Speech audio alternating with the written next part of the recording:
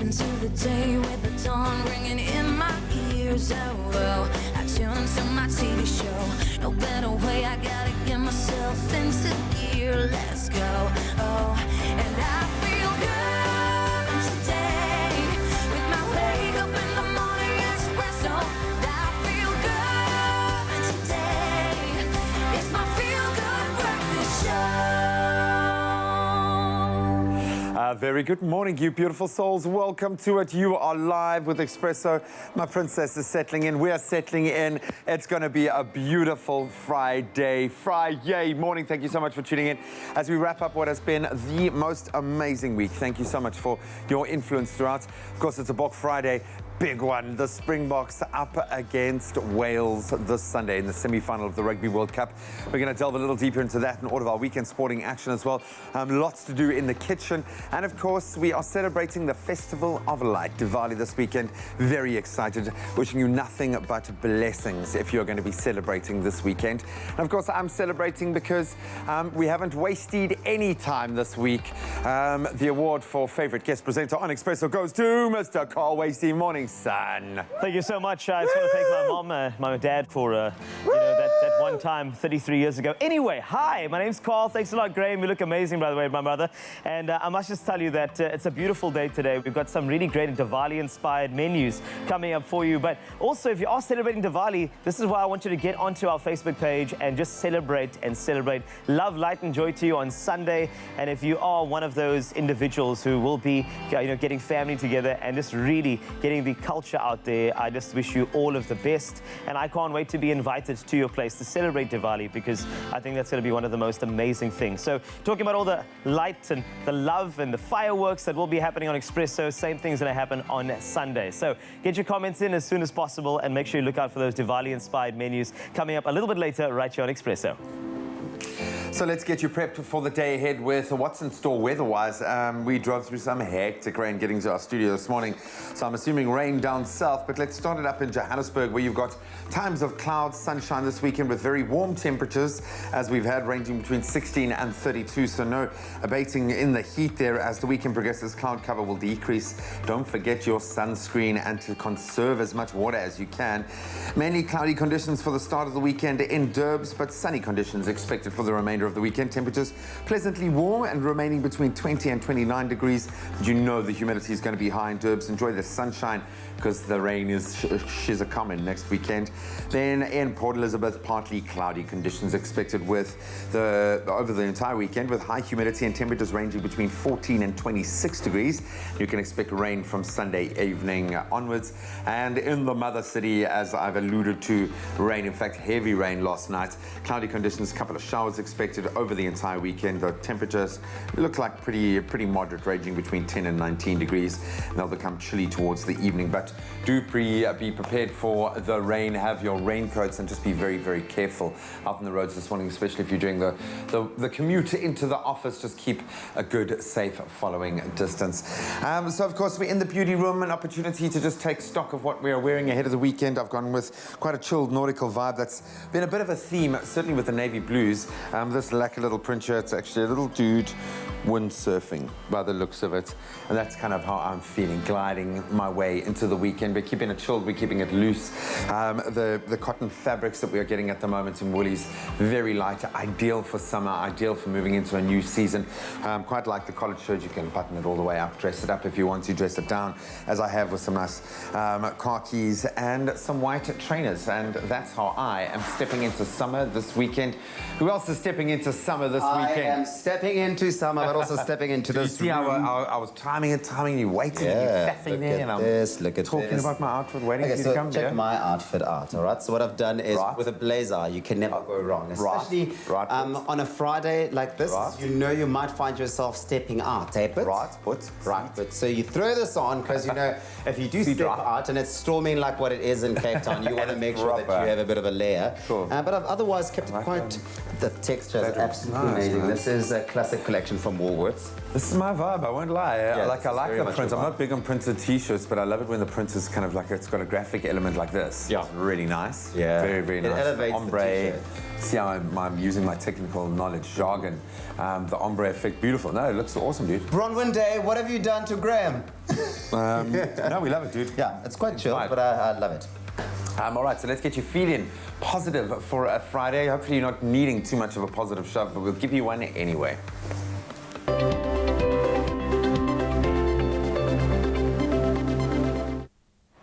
So a lot of people are alluding to the storm in Cape Town at the moment, but a lot of people also thinking that the storm is coming when it comes to Maths Paper 1, as well as Maths Lit Paper 1 today. So good luck for those exams, of course, the grade 12s. And the thing is, it doesn't have to be a storm because I got some motivation for you right here on Expresso, and this is it. And I just want you to think about these words, take them with you today. Be positive. Choosing to be positive and having a grateful attitude is going to determine how you spend and feel for the day.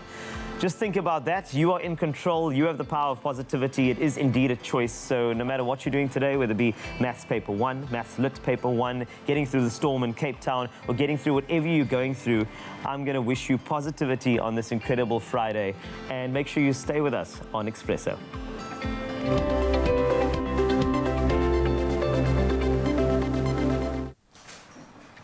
Thank you very much, Wasty. Let's take a first look at those news headlines across the globe. The Minister of Transport, Fikile Mbalula, yesterday said South African Airways Technical, which conducts maintenance on aircraft, employed unqualified personnel to sign off on work, which led to the grounding of 44 planes this week.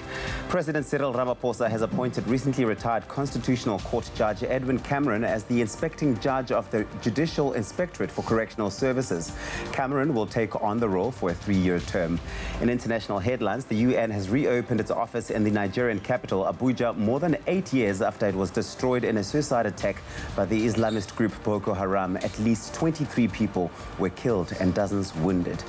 A Bangladesh court has sentenced 16 people to death for the murder of a student set on fire after accusing her teacher of sexual harassment. Those convicted of murder included the head teacher, Nusrat, had accused of harassment. And finally, imagine jogging around an athletic track 10 times. That would be 4 kilometers or 4,000 meters. This is the mind-boggling length of the longest production train in the world, which has just rolled into Saldanha Bay on the Cape West Coast after traveling more than 800 kilometers from the Northern Cape. The train transported more than 24,000 tons of manganese in 375 wagons from the Sishen mine in Kathu. Transnet's acting Group Chief Operations Officer Richard Velalu says it is estimated that the train will add 355 million rand in freight revenue from the coffers annually. Train driver, 33-year-old Elysia Clark, said it's quite an experience operating the locomotive of the longest train in the world. That's where we leave it for now. Here's Graham with a first look at your sports.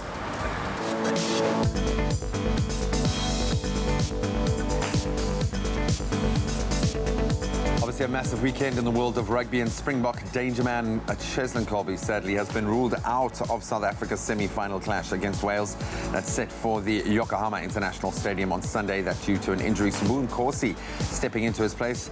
Then in last night's Europa League action, we saw a desperate Arsenal snatch a 3-2 win over Portuguese club Vitória at the Emirates Stadium, and Ole Gunnar Solskjaer's Manchester United beat Serbian club Partizan Belgrade 1-0 at the Partizan Stadium. Staying with football, FIFA President Gianni Infantino yesterday announced that China will host the very first edition of the expanded FIFA Club World Cup. That's in 2021.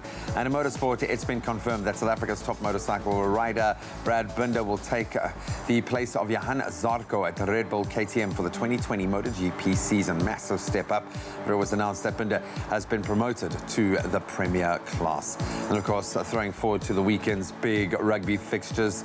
Only 4 teams left in the 2019 Rugby World Cup showpiece. That means 2 semi-finals taking place this weekend. Tomorrow, it's the defending World Cup champions and probably favourites New Zealand up against a very strong English team at the Yokohama International Stadium.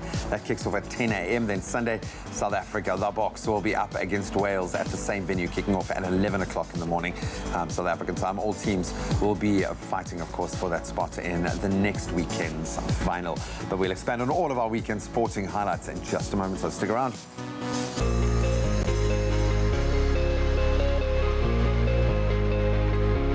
some weather action for you today. I'm calling it action, especially in Cape Town. We get to that in a second. But we asked you to send in your sunrise pictures. And Casey Volunteer sent us this incredible sunrise from Belito, where partly cloudy conditions can be expected with occasional sunshine and a light southeasterly breeze. Reaching a maximum of 27 degrees today as well. And then we got another picture from Abraham Grindling. Sent us this amazing sunrise picture from Port Elizabeth, where mainly cloudy conditions can be expected with a strong southwesterly wind reaching a maximum of 26 degrees. Looking at other parts of South Africa, a low of 20 to a high of 33 for Polokwane with some partly clouds there. Of course, a couple of showers for Bombela, a low of 22 to a high of 39. Heavy rainfall for Pretoria, a high of 32 from a low of 19. And of course, thunder showers in parts. Also, thunderstorms expected for Joburg, 17 the low to a high of 30. Mahikeng, 19 to 35 for you today. Partly cloudy, northwesterly winds of 24 kilometers per hour expected in Klerksdorp with a low of 15 to a high of 34 this afternoon. Kimberley, 16 to 31 today. Bloemfontein, 14 to 32. The highest temperature in the country. That award goes to Richards Bay with an unbelievable 41-degree high there. Please be safe and get hydrated in that particular area. Pietermaritzburg, 13 to 40. Believe it or not, a high humidity for Durban, 27 the high from a low of 19. Mthatha, 14 to 35. East London, 16 to 28. A light drizzle for Craddock, a high of 30 from a low of 11. Southwesterly winds of 22 kilometers per hour for PE, a high of 26 from a low of 14. George, 13 to 24. The lowest temp award in the country goes to Sutherland. 14 is the high there, believe it or not, from a low of just 8. And then, of course, mentioned before, heavy rainfall in Cape Town. Of course, please be safe on those roads. A low of 13 to a high of 17. A couple of showers for Worcester, a high of 19 in that area. Springbok, a very good place to be, especially ahead of this weekend's fixture. 9 is the low to a high of 20. Uppington, 14 to 29. And that is your weather for now on Expresso. Thank you so much, young man. Brace for the rain. Obviously, the drive in here was a little bit intense, so you made it. Thank you, Garen. My dear, are you ready for the weekend, Princess? Yes, I am. Any big plans? I'm going somewhere in Neisner tomorrow. Really? Yes. Ooh, that's not living the life. What have you made for me this morning? Americano with milk for you. Thank you, my dear. And I think we can probably have the same for Garen. How are you feeling, Garen? Are you excited? Are you ready? Are we hopeful? Obviously, we think we're going to beat Wales. Are we going to be in that final? We'll definitely be in the final, Graham. We'll beat Wales fairly comprehensively. I think 7 to 10 points. The other match, a little bit tighter, I think. I'm predicting the upset. I think England will knock over the All Blacks. They're certainly the team that can do it on current form. We're going to delve a little deeper into that. All of our weekend sporting action. I know you're interested, Princess, so we'll bring you up to speed with all the latest on the rugby front and more. We'll see you now. Thank you, my dear. Thank you. Only the highest grade Arabica beans. McAfee, great coffee, simple. See you after the break. Oh, you can make my day.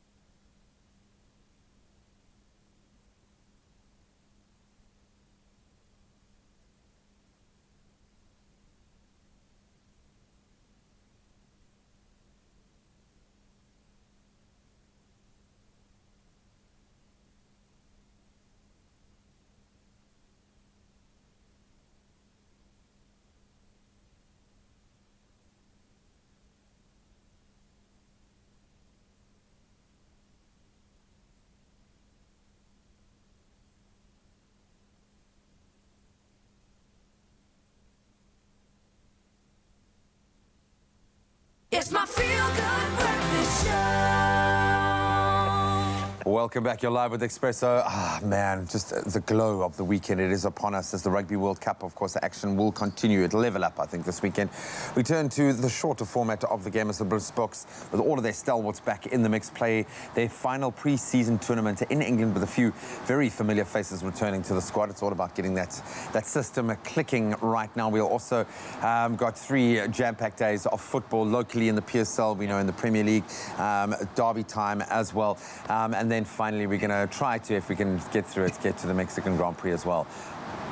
Wow. I was waiting for a Mexican reference of some I would never do a Mexican Grand Prix, but it's going to be good because Lewis Hamilton claimed yet another title this weekend. We find out with our guest today. Garen Lamley, welcome back, sir. I apologise for us in advance. No, we're very excited because it's a good time to be excited about sport. The rugby, great, we're going to chat about in a moment. Sevens, we can get excited about the Sevens team now as they start to assemble ahead of their final. Well, I suppose they're probably in the UK right now. This is a very strong Blitzboks team. Pretty much, yeah. They've assembled the strongest team, as you said, the last tournament before the HSBC 7 Series kicks off in Dubai, only a couple of weeks away now. Coach Neil Powell, I think he's decided on his strongest squad. Dylan Sage leading the team in Chester. The Blitzboks obviously invited to all these tournaments around the world and Africa. They've done really well to date. So things are looking good for the season. Last season, they didn't have their best season. I think they finished 4th overall. Yeah. So they'll be obviously looking to improve on that, and I think they certainly will. I just hope they break that when they come down to Cape Town for that particular tournament. I'm really hoping that we break that. It's a bit of a run at the moment, and I'm just hoping that there's got to be some sort of a tonic for us to win that particular tournament, because that's the one we want.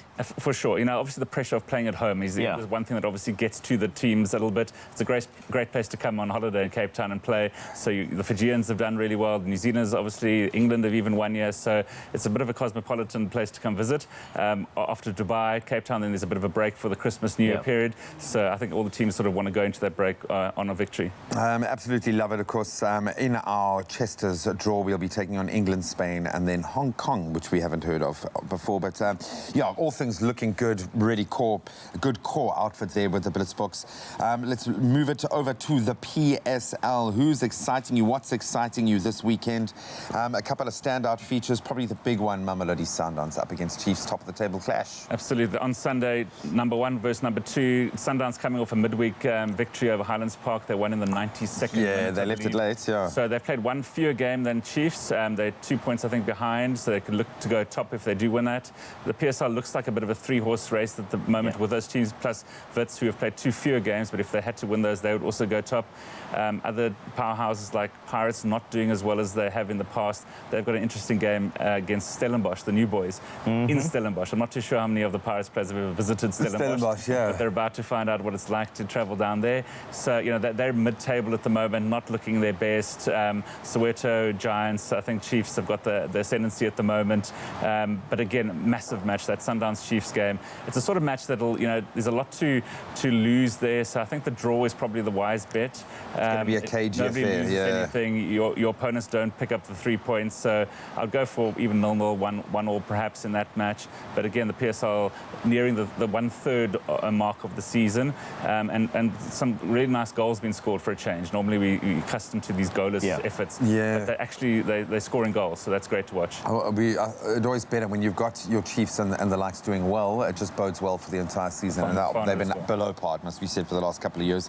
But they're there and thereabouts. I know you want to talk about this, but of course, Liverpool and Spurs, it's like one of these, if we go abroad for a second, it's one of these clashes where it's not only about the English Premier League, because you remember there was a certain Champions League debacle that happened not too long ago. So there's a lot of energy, a lot of emotion around that particular game this weekend. So just to kind of set the scene for us, Liverpool looking very, very strong after a great UEFA Champions League midweek. So what is to happen this weekend? Yeah, very interesting. Obviously, Liverpool have had 2 tough games against United last week where they dropped a point. And they weren't great. They weren't great at all, you're right. So, I mean, City were able to close that gap slightly, and City have got a fairly winnable match, I'd say, against Aston Villa. So if Liverpool were to drop points against, it must be said, fairly below par Spurs at the moment. Let's say very below par. Very Let's just below say a par. very poor Spurs team, despite their Champions League kind of turnaround. You're which was right. great. So, No, I they're mean, very poor. That'll obviously make the title race a lot more interesting if the gap, it had ballooned to 8 points. I think it's down to 7 or 6 at the moment. It could close even further. So that's the big game to look out for this weekend. Often the hard yards are, they keep talking about the cliche really of a team that needs to be winning when they're playing badly. And this is where Liverpool is at the moment. If they're still grinding out the results and getting the points when they're not playing at their best, this could be the mark of a team that could win the championship. You're right. I think if they don't win this season, they might not win for a while. Ever. It's, ever perhaps.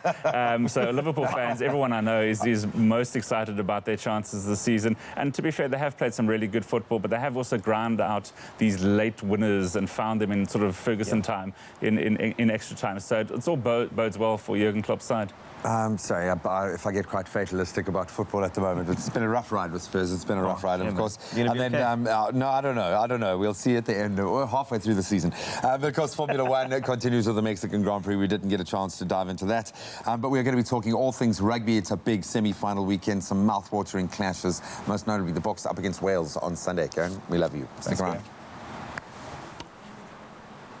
Okay, it's competition time. It's time for Smooth Fame and Fortune with Tropica. Now, if you haven't entered the TIOT9 yet, what are you waiting for? You better be getting ready to win a shared R1 million grand prize. And if you've always wanted to be a TV or radio star like Anga or Bongs or Lazanne or even Brendan Paper, this is your time. Let's find out how many days you've got left to enter for the experience of a lifetime.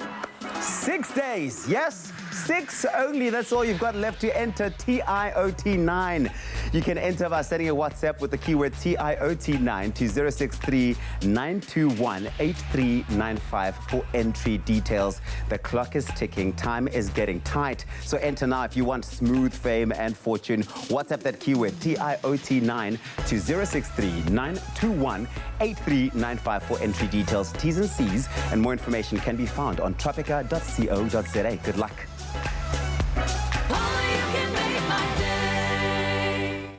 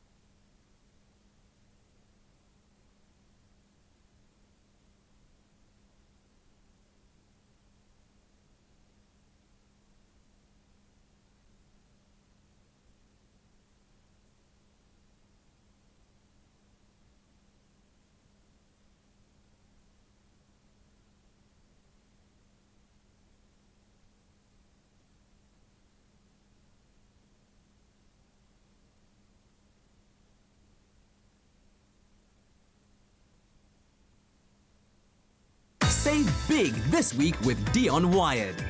Live your best life with the Fitbit Versa 2 for $3,999.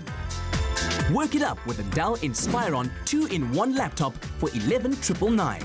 Get a Samsung 12-kilogram Eco-Bubble washing machine for a squeaky clean $14,999. Impress with a PlayStation 4 and FIFA 20 for only $8,499. And feel the power with a Samsung Note 10 for $18,999. It's my feel-good breakfast show.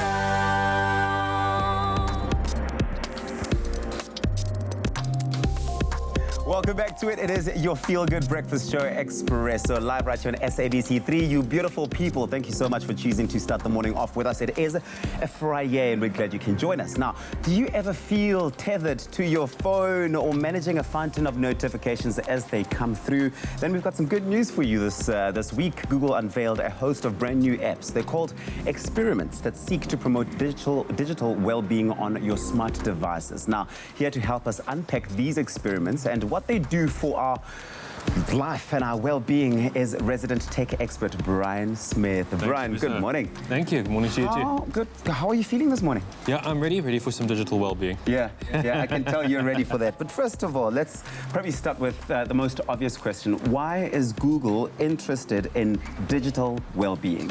Awesome. So there are actually two dimensions to this. And the first is a genuine concern for the way we use our smartphones and technology and the way that intersects or engages with our daily lives. But as well, Google's making a broader push into digital wellness. They've recently forced smartphone manufacturers making Android handsets, which Google maintains, to now include digital well-being apps from the get-go when you open up your phone out of the box. Yes, I remember that story. Absolutely. So now these new apps are sort of experiments to see how different people engage with different experiments and different apps, so to speak, and settings that they can access. And it's perhaps not too difficult to imagine that some of these features might make their way into Android smartphones in the very near future. This is not a dream. This is not a pipe dream or something that they're wishing on. It's something they actually already are working on. Let's start with two apps. The one is called Morph and the other is called Desert Island. What do they do? So both of these are actually quite similar, although they're a sort of varying concept, and they're actually what are called launchers. So if you install this on your Android smartphone, they'll actually take care of handling your apps and notifications for you. So the two of them are slightly different in execution. Morph is more around setting a number of apps that you can only access in different settings. So you'll assign apps specifically to work or play. And then Desert Island essentially forces you to pick 7 apps that you will only be able to use throughout the entirety of your day. So it's all about forcing you to make really more tactical and considered decisions about what you choose to open up and use. Yeah. So next up, what do we flip? Postbox, Unlock, and then we've got Clock as well, which I'm guessing has nothing to do with an alarm. What do those apps do? So WeFlip is a pretty interesting one if you've ever been to sort of a gathering of friends and then you all find after a short while everyone's on their smartphone. My friends all the time. So it's essentially a game that you can play by tethering your phones to NFC. You'll place your phone straight down on a surface, and the first person to essentially flip up or open their phone will lose the game, and the challenge is to go as long as possible. Okay. Postbox essentially delays you receiving notifications until a certain time of day that you can specify, be it 3 or 4 o'clock. And then Unlock Clock. It's a mouthful. It is a bit of a, It's really something interesting. So it's actually a live wallpaper, and it displays a count every day of how many times you've opened your phone. So it just gives you that bit of cognizance into how you're actually using your smart device in day to day. Yeah, this is fantastic. So lastly, where can we download all of these new experiments that Google has come out with? So they're only unfortunately available if you've got an Android device, but fortunately that means if you've got an Android tablet or smartphone, you can access them right now. And they're all available in the Google Play Store. We don't know how long they'll be around, but it's likely that these features at some point will become some kind of default feature within Android, hopefully. This is so helpful. Have you downloaded all of them? I've got all of them. And you're using all of them? Making a big difference already. Every day? Every day. Ah, Brian, you're my inspiration. Give me a handshake. Thanks, man. Well done, well done. I'm inspired. Well, thanks again to Brian. Be sure to keep up with the latest tech news on bandwidthblog.com. Thanks, Brian. Thanks, man. There we go. That's exactly, it's all about execution. Execution is key. That's right. So can you believe, buddy, we're down to the last 4 in the Rugby World Cup. And we're in it. There were 4, and we are there. Of course, what has been a stellar Rugby World Cup in Japan. Now coming down to the final 4 teams this weekend. Defending champions New Zealand will face England, probably in the tougher of the draws tomorrow. Then Wales will take on the Springboks. And they've shown their quality. I think they're on the right kind of trajectory, I hope. Yeah. But we'll find out from our rugby writer, Winona Lowe, for the lowdown. Yes, thank you. I'm so glad you said that, because I was thinking of saying the Winona lowdown. Did he steal it from you, Dee? I did. He did. But you know what, we share. We play nice, eh? We do. No. We're in the semi-finals, baby. Yes. We're in the semi-finals. We're going to talk about the second semi-final first, because we want to go on about the Boks at the moment. Yeah. Surely we've got Wales's number. I know that they've got, you were saying, the last 4 matches over us, but this feels like a very different Springbok. Certainly looking at Wales's performance, even in their quarterfinal against France, this doesn't look like a Welsh team. They can grind it out. They play quite a simple, restricting kind of rugby, but you kind of think this Bok team definitely have one on. No, for sure. I think, I mean, if you look at that quarterfinal performance against France, they shouldn't even be in the semis. That might sound a bit harsh, but I mean that you literally rely on a red card and that last try, which was also a bit dubious, you know. But I think if you just look at how the Boks have been going, Wales might be the Six Nations champions, but we've seen very little of that so far. So I think, like you said, they play well within their structures. They don't really deviate, but they do have a strong aerial game. And I think that could also feature. They might try and exploit us there, actually, especially with Cheslin now being gone. So, but I still think South Africa should be able, you know, to do enough. The set piece, we have a perfect line-out record. So I think that's going to be strong. And, yeah, the tight's looking good. Yeah. Nice to see And that Bongi bench. in the mix. That bench, yeah. Yeah, I mean, obviously, Spoon Corsi is going to come through for Colby, though, and he's an exciting player. Yeah. And, I mean, we love Colby. We love his thinking, his creativity as well. But Spoo has his merits, too, so I think that's going to be a nice bolster. It's almost like a like-for-like X factor. It's not a drop in class at all. It's not Cheslin, but, you know, he brings his own, Well, he's got that X factor and he scores tries. And ultimately, we want to see our wings coming into action. We've got two of the most devastating wings on the field there. We're going to miss Cheslin, undoubtedly, but it's because of that playmaking. So who needs to be the playmaker this weekend? Faf de Klerk, is he the guy? It's going to start with him. We know he is going to kick. Just come to terms with it, everyone. It's going to happen. But you've also said to us that we've got the highest retention, one of the highest retentions. So this is a tactic that's working. As much as we want to poke fun at Rassie and Faf, if it ain't broke, you know? Yeah. No, it is. And I also think, you know, with Faf, he's playing under instruction. Yeah. So I think it's just like we said earlier, maybe that execution, and it's become so predictable. You know, he has this little stance where he stretches his leg out, so everybody can see it coming. But, you know, they do it for a reason. And also, he's our key decision-making, not Pollard. So that's also, you know, nothing's really going to change in that regard. I think it's just going to be, you know, that chase and the ball retention again, because also with Wales, they are missing Liam Williams, and he's a big, big guy in that back line. But, you know, I think it's just that execution needs to be on point, and then everybody just needs to, you know, be aware around him. So the chase needs to be on.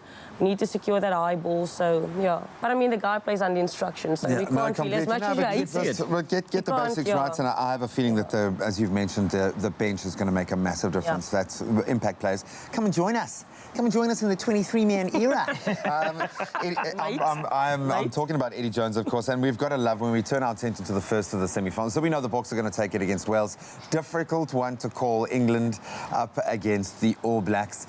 If there's a team in the tournament that could possibly do it at this stage, maybe England are up for the upset, but we've seen so much banter off the field. Eddie Jones loving the tournament banter. Steve Hansen getting stuck in there as well. How are you feeling about, this is a big one, this is probably the bigger of the two. Yeah, look, I think it's going to be tough, but I do still think New Zealand's going to take it. About 13, 14, I'm going to be optimistic here. Okay. Yeah. Pushing it a bit, but maybe. If they turn it on, they turn it on, yeah. But also, if they haven't exactly been on a complete rampage during the World Cup, except for against Ireland. But, I mean, Ireland just did themselves no favours in that game. But I do think, you know, New Zealand knowing to step up. This is a team, they know when to peak. And they just have too much class. I mean, that back with Kieran Reid at the back, they have Aaron Smith, they have Bowden Barrett, Rich Mo'unga in the same lineup. It's just going to be, and they're now to go for 80 minutes plus. So I think it's going to be a bit too much for England. I do think they are going to be, like, for example, the set piece, England are really going to bring it. But I think overall New Zealand should take it, Let's talk about Bowanga. Okay, the Bowden Barrett, he is now playing like a fullback, not like a man who's been pushed into fullback. But how important will Richie be for controlling the game? You've got two, in Farrell as well, you've got two brilliant kickers, brilliant tactical kickers, guys. Where's this going to be won or lost? Is it in the speed of the All Blacks? I think for me it's just how they can bounce. And with a guy like, obviously we know what Bowden Barrett can do, but with Mo'unga he can create. You know, he can be your typical traditional general, but he also has massive X factor. He can break the line, His space, he can see a gap, spot it, exploit it. So, you know, he brings a bit of both. And it's like these guys just always know what's coming. There's always a play in support. There's always someone running off the shoulder. So it's, I think with him, it's going to come down to those sniping moments. Did you say with, even with someone like, like what Herschel normally does, like. Herschel, you better pounce. Everyone needs to be pouncing this weekend.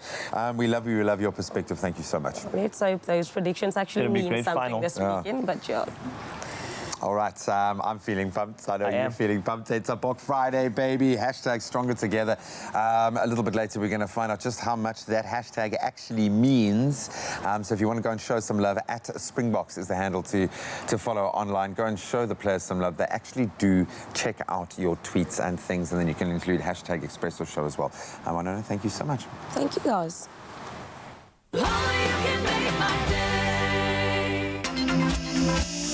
It's your time to shine with Orbit Gum and Presenter Search on 3, the Expresso edition.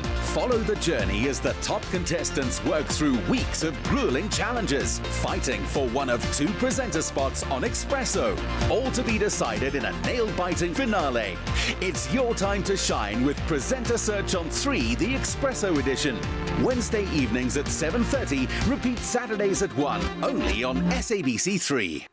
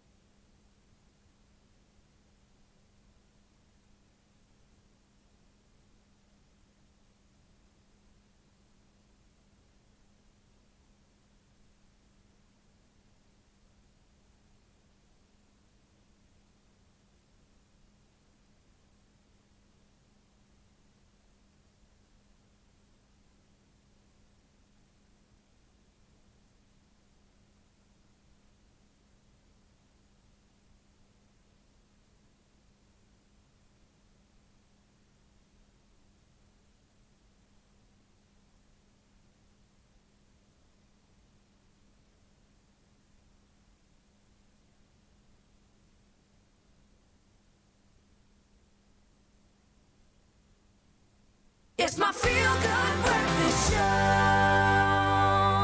Welcome back to it. It is your feel-good breakfast show. It's Expresso live right here at ABC3. It's a Friday. Time for us to get into some movie news. The movies that are making waves and filling up all of those cinemas out there. First of all, let's take a look at all those movies that have been having people talking, people filling up cinemas this past 5 days.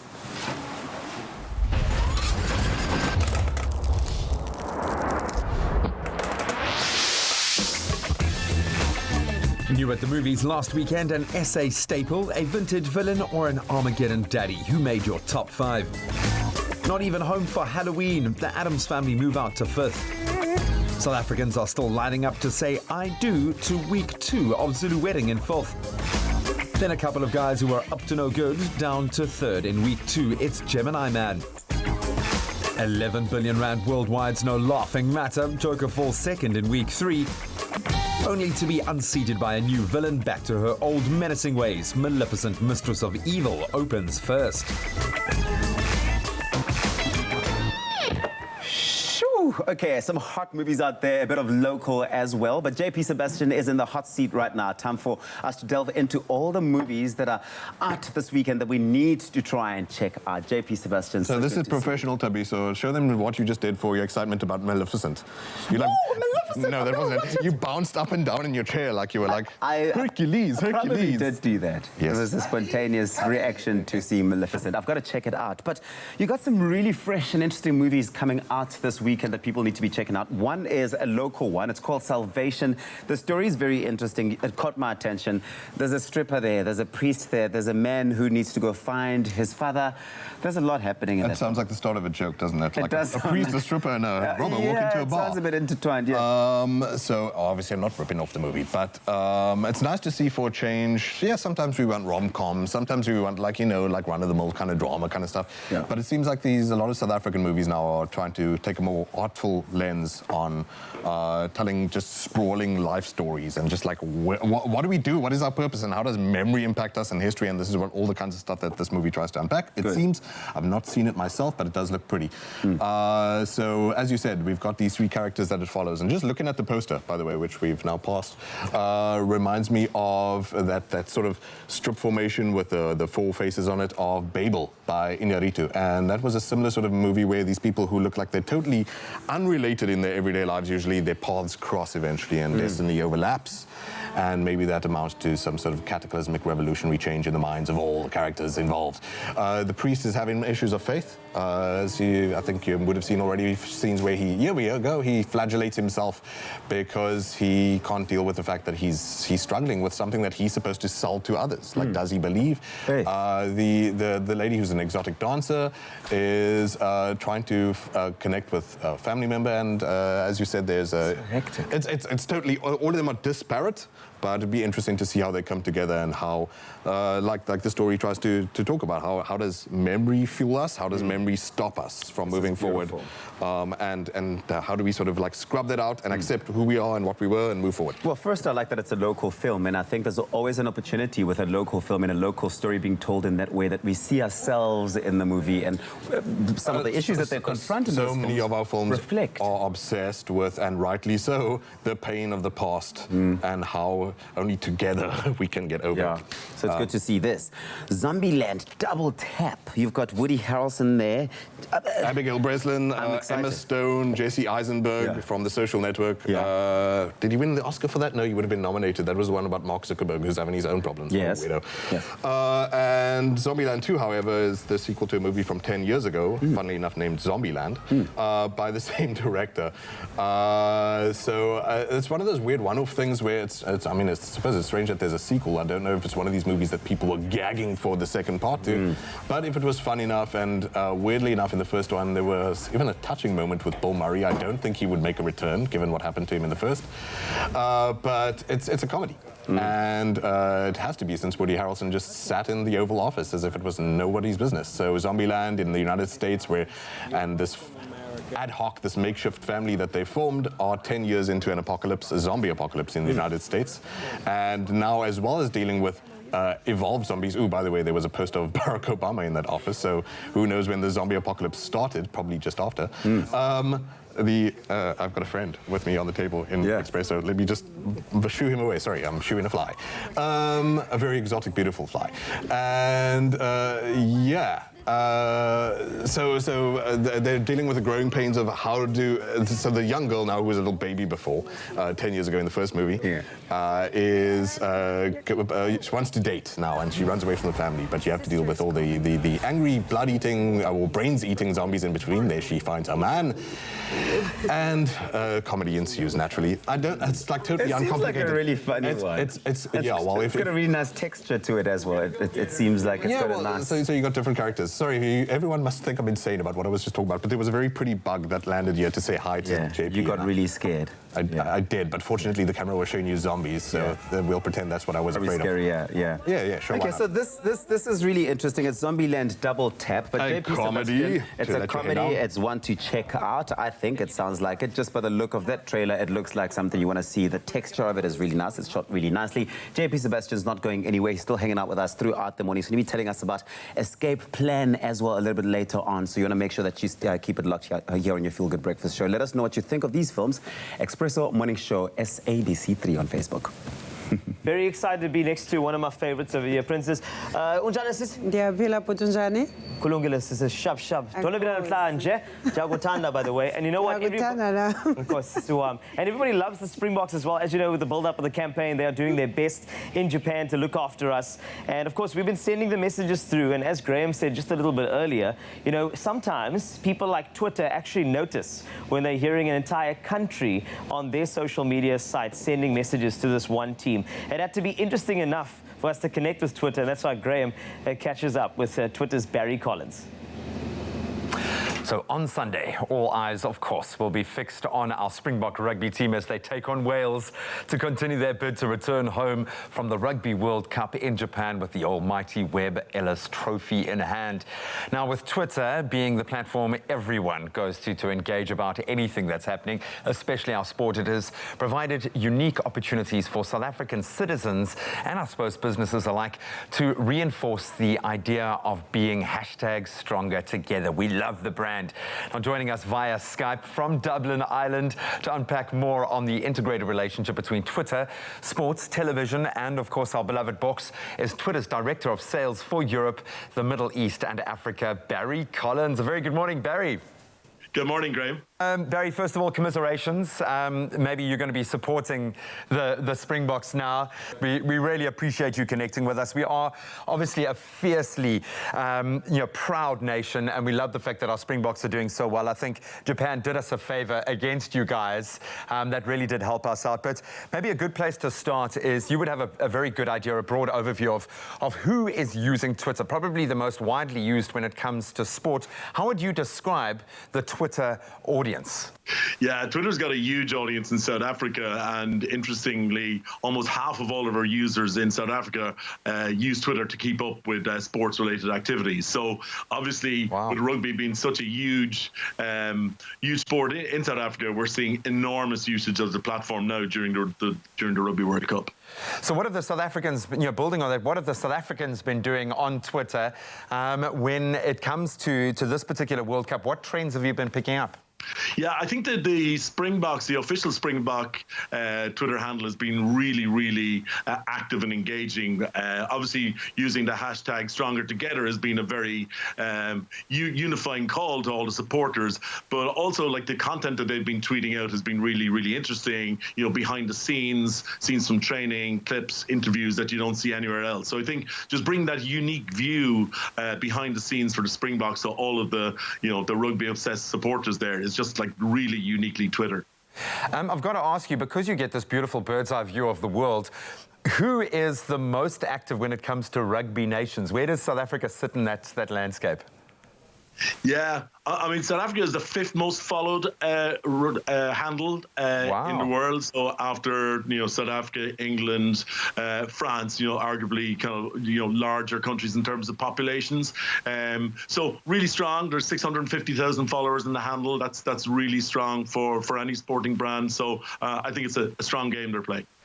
Have you been able to see, obviously, at Springboks is the official handle, the one that's been embraced. Are our teams engaging? Are you seeing Springbok players? Is there interplay between the fans? Because obviously we love to think that every time we tweet these guys, they're reading our message and that we've got this connection to the team through that. Does that exist? Are they engaging with us in that same way? I know a lot of the wags that are out there in Japan are using social media in a big way. Do the players connect with us in that way? What's their activity like? Yeah, I think anytime you kind of listen or talk to players, I think they often say that as it gets closer to the match, they tend not to engage too much. But, as they have a couple of down days, I think it's only natural for them to see what's being said and just a general sentiment around the tournament. So, yeah, people definitely do engage, but not replying to everybody. The volumes are just incredibly large. I mean, some of the spikes in tweet volumes over the last couple of weeks have had global impact. And whilst rugby is a very big game for many of us, it's globally, it's not as big as football, but still some of the major trends in the last few weeks have been anytime Japan has been involved, and Japan-South Africa game last weekend was the biggest tweeted event in the world on the day, and the biggest tweeted event of the Rugby World Cup so far. Not surprisingly, right? Japan is an enormous amount of users of Twitter, and South Africa also. So when the two of them collide in what was an amazing game, you get this incredible impact. And also, I suppose, a bit of a fairy tale story and narrative going with Japan. I've got to ask you, I know you're completely biased, but now that you can be a bit more objective, who's going to win this thing? I do expect it to be a South Africa All Blacks final, and I think it's going to be hard to see the All Blacks being beat on their current form, unless you kind of drag them into a similar game that the Springboks play. I think if you try, anybody who's tried to take on the All Blacks with the open flowing rugby has kind of run into trouble. Like we can tell you firsthand about that. So it's going to be hard to beat the All Blacks, but I think Springboks have had an amazing comeback in the last year, 18 months since Rassie Erasmus came back from Ireland. Oh. No, completely, man. Well, thank you for your Irish influence on that side as well. Been an absolute pleasure connecting with you. I know we're going to connect with you again around this very exciting time, but enjoy soaking up all the amazing rugby and, of course, all the amazing activity that comes with that on Twitter. You guys are doing a fantastic job. Thanks for taking cognizance of where South Africa, our tiny little corner of Africa, fits into the grand scheme of things. We really appreciate it. Right. Thanks, Graham. Oh, man, so cool to see that South African connection across the globe. We're going to unpack more on this fascinating discussion with Barry Collins from Twitter, so be sure to keep it locked to your Feel Good Breakfast Show.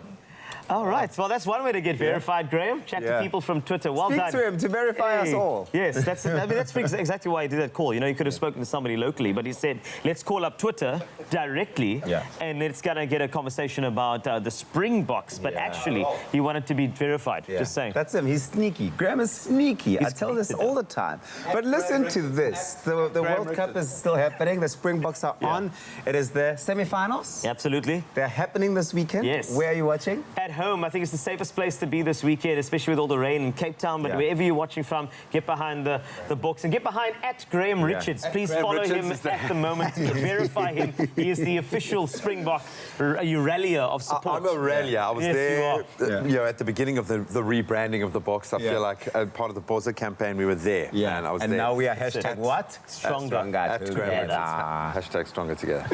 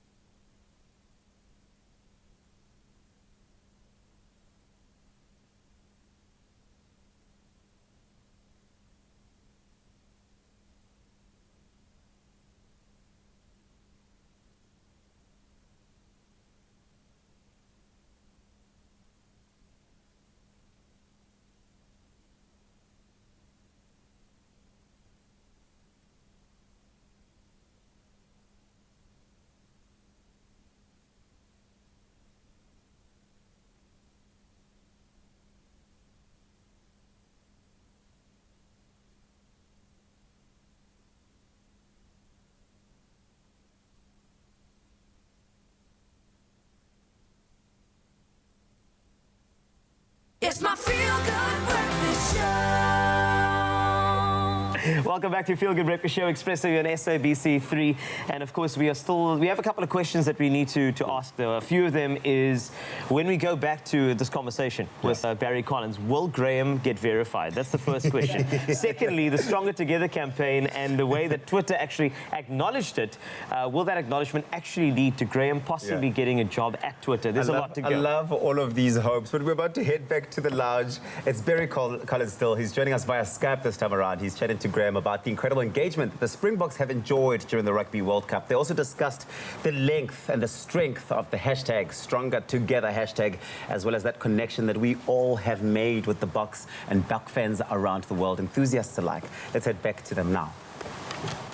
We are back with Barry Collins, Twitter's Director of Sales for Europe, the Middle East and Africa, who's joining us via Skype all the way from Dublin in Ireland, of course, to learn a little bit more about the integrated relationship between Twitter, sports, television, and, of course, the mad rugby fan at the moment during the Rugby World Cup madness. Barry, thank you so much for staying connected with us. I suppose from a South African perspective, most of us will be watching the game somewhere torn between our braai, our barbecue, and our TV TV screens. Why do you think people should go to Twitter during the World Cup to stay abreast of things? What have you guys got? Yeah, TV and Twitter has got a really unique relationship where people like to watch the game and then join in and see what people are saying on Twitter, and it adds an extra dimension to watching the game just on the screen. So it's like watching the game on the world's biggest sofa, where you've got like your friends and your enemies and your views and counter views all coming in, and it just adds that extra layer of interactivity to the game, which people love, and so it's great fun to follow along live events. And of course, if you look at my couch with my mates, the same complete lack of ethics and etiquette as well. We know Twitter can be the Wild West when it comes to sporting events. It must be crazy to watch that from your perspective. What's the best way to follow the World Cup? Obviously, we want to follow our team, but you want to get a broader overview. What's the best way to follow the Rugby World Cup? Yeah, we've worked a lot on trying to make events more accessible and easy to follow, right? So, as you say, like Twitter it's so many tweets and so much activity. You got to try and make it easy for people to find the things they're interested in. So, for instance, we've created events experience. So, if you log on to your Twitter account when the game is on Saturday, you will then have an event experience at the top of your timeline. You click on that, and you will see all of the tweets related to the South Africa Wales game and some clips from the TV providers on the biggest moments. So you just go in there, and everything to do with the game will be there. You don't have to search for anything. And if you want to join in the conversation, it's just type your message. You don't have to add the hashtag. You just hit send and you join the conversation. So again, just trying to make it easier for everybody to follow along. Twitter is the great equalizer. As much as we love to feel we're completely different in South Africa, everyone on Twitter exhibits their human nature. Is South African Twitter activity different to the rest of the world? Are we just the same? What do South Africans use Twitter for?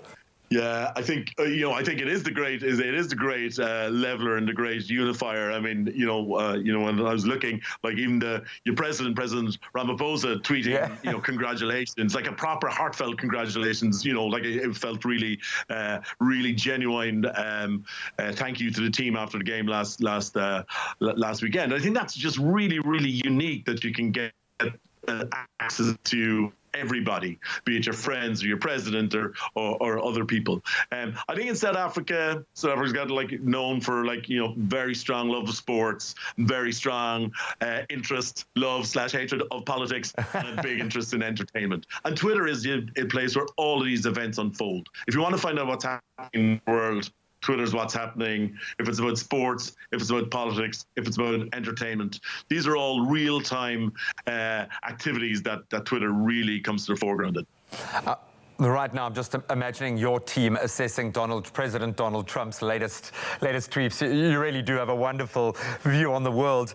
But you are, and I suppose I should say thank you for this beautiful feeling that we get, especially during a World Cup when we want to stay connected to the world and to our teams. But if I think back of where Twitter first burst onto the scene in the noughties, if you will, and gained such massive popularity, but has remained at the forefront of how we engage with social media, so much more than any other platform. You've managed to stay relevant and connected to, I suppose, a very social media savvy market, and one that's evolving almost daily. How are you guys keeping up with that, and what's your focus for the near future? Yeah, I mean, it's a very dynamic space, as you might imagine. I think there's two main priorities we have as a company. One is the health of the conversation that happens on Twitter. We want people to be able to come to the platform, express their opinions and views, and be heard in a respectful way. That is a complex area. It's something that we're investing hugely, and it is the company's #1 priority. So everybody should have a voice, and everybody's voice should be heard. Secondly, it's about the interest, right? How do I know when you go onto Twitter that I want to surface the most important and relevant tweets that are of interest to you now? Today, it's still a little bit more difficult than it should be, but I think things like the event experience, things like we surfacing the most important tweets that you missed since you last logged in. So we're just trying to learn more about you as a user and try and surface the more interesting topics to the top of your timeline. Well, I have to say, as a Twitter user, you guys are getting it right most of the time. And and you really have made engagement for South Africa around the World Cup a lot richer. It really has been awesome to stay connected to the far-flung other corner of the globe at the moment and feel like we're a part of what's going on in Japan. So thank you so much to you and your team, and thanks for connecting, and commiserations once again. I'm sorry that you had to meet the All Blacks at the peak of their might. It's all about the road to France for us now, Graham. Well said, man. Well said. Thank you so much. Go and enjoy the semi-final weekend. Thank you so much to Barry Collins, of course, and his team at Twitter. We've definitely learned that the power and the impact of a collective connection is so much more powerful. It's able to mobilize so many of us, millions, hundreds of thousands of us here in South Africa, certainly around a common interest. And we wish the Boks all the best ahead of Sunday. If you'd like to let them know that we are indeed all #stronger together, then connect with them right now on Twitter on the handle @Springboks, because they might just be watching right now. If that doesn't make you want to follow @Graham Richards, I don't know what will. But thanks a lot, Graham. Of course, this weekend, use that #stronger together, because if Twitter can realize that we've got some traction behind the boys, then, of course, we're doing something right. So have a fantastic weekend with the Boks. And, of course, let's go to #news on #Expresso. I'm #Carl. Thank you very much, Mr. Wasty. The Minister of Transport, Fikile Mbalula, yesterday said South African Airways Technical, which conducts maintenance on aircraft, employed unqualified personnel to sign off on work, which led to the grounding of 44 planes this week. A South African Civil Aviation Authority inspection established that some of the aircraft were released into service by engineers who did not meet the aviation watchdog's rating standards. The minister said it made 5 findings of non-compliance at SAA Technical, which resulted in the grounding of the aircraft. President Cyril Ramaphosa has appointed recently retired Constitutional Court Judge Edwin Cameron as the inspecting judge of the Judicial Inspectorate for Correctional Services. Cameron will take on the role for a 3-year term. Cameron will be tasked with monitoring and oversight of correctional facilities around the country and report on the conditions of correctional centres. Chief Justice Mogoeng honoured Cameron following the delivery of his final judgment, saying he personified the values of non-racialism, and also noted Cameron's role in the fight against HIV and AIDS. In international news, the UN has reopened its office in the Nigerian capital, Abuja, more than 8 years after it was destroyed in a suicide attack by the Islamist group Boko Haram. At least 23 people were killed and dozens wounded. The UN has been operating in a number of smaller buildings scattered around Abuja, but has now moved back to its original location in an office rebuilt by the Nigerian government. Yesterday's opening ceremony was attended by UN Under-Secretary General for Humanitarian Affairs, Mark Lockwood, who described it as an act of defiance against terror. A Bangladesh court has sentenced 16 people to death for the murder of a student set on fire after accusing her teacher of sexual harassment. 19-year-old Nusrat Jahan Rafi died in April in Feni, a small town outside the capital of Dhaka. Those convicted of murder included the head teacher Nusrat had accused of harassment. Her murder shocked the country and led to a series of protests demanding justice for Nusrat. The trial has been one of the quickest in a country where such cases usually take years to conclude. And finally, there are currently 80 working dogs in the Sandparks network, successfully contributing to anti-poaching operations throughout the country. Ranger working dogs have become an extension of human rangers, a vital part in the fight against poachers. Now, a custom-made obstacle course, a vital tool for dog trainers, has been donated to the K9 unit at the Addo Elephant National Park in the Eastern Cape. Addo's new conservation manager, Kathy Dreyer, said the 4-legged rangers' training and preparation in the fight against poaching can now really be stepped up. She said the dogs are far more than just working animals. They are also dear companions and loyal friends for the rangers. That's such a feel-good story. And on that note, it's time for us to take a look at what's happening in the world of sport. Here's Graham.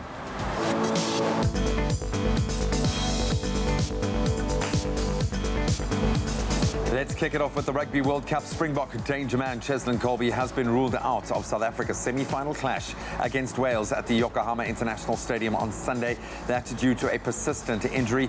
25-year-old winger sat out of training once again this week because of an ankle problem he picked up in their match, their Pool B encounter against Canada. Kolbe will be replaced, by Sabu and Corsi, like-for-like X-Factor player. Springbok team has otherwise stayed pretty much unchanged since the quarterfinal against against Japan last weekend.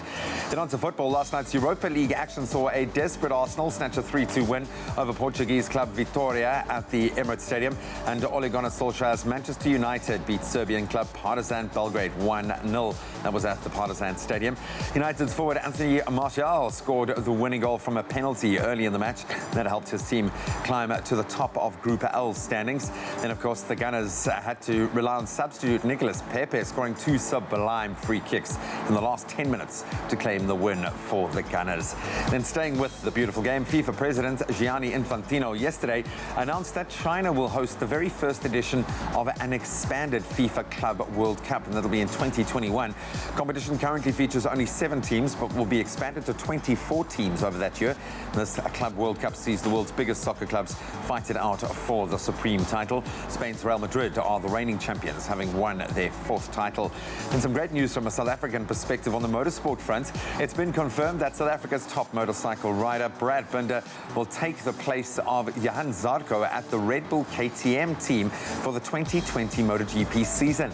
It was announced that he has been promoted to the Premier class. So Binder was initially considered for the KTM Satellite Tech 3 team, but will now race for the factory team, where he'll join teammate Paul Espargaro.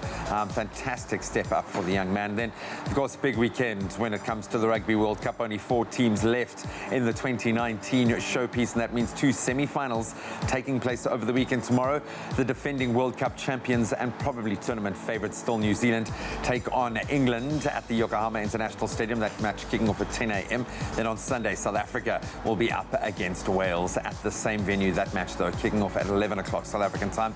All teams fighting for that coveted spot in next weekend's final. And that's where we leave our sport for now.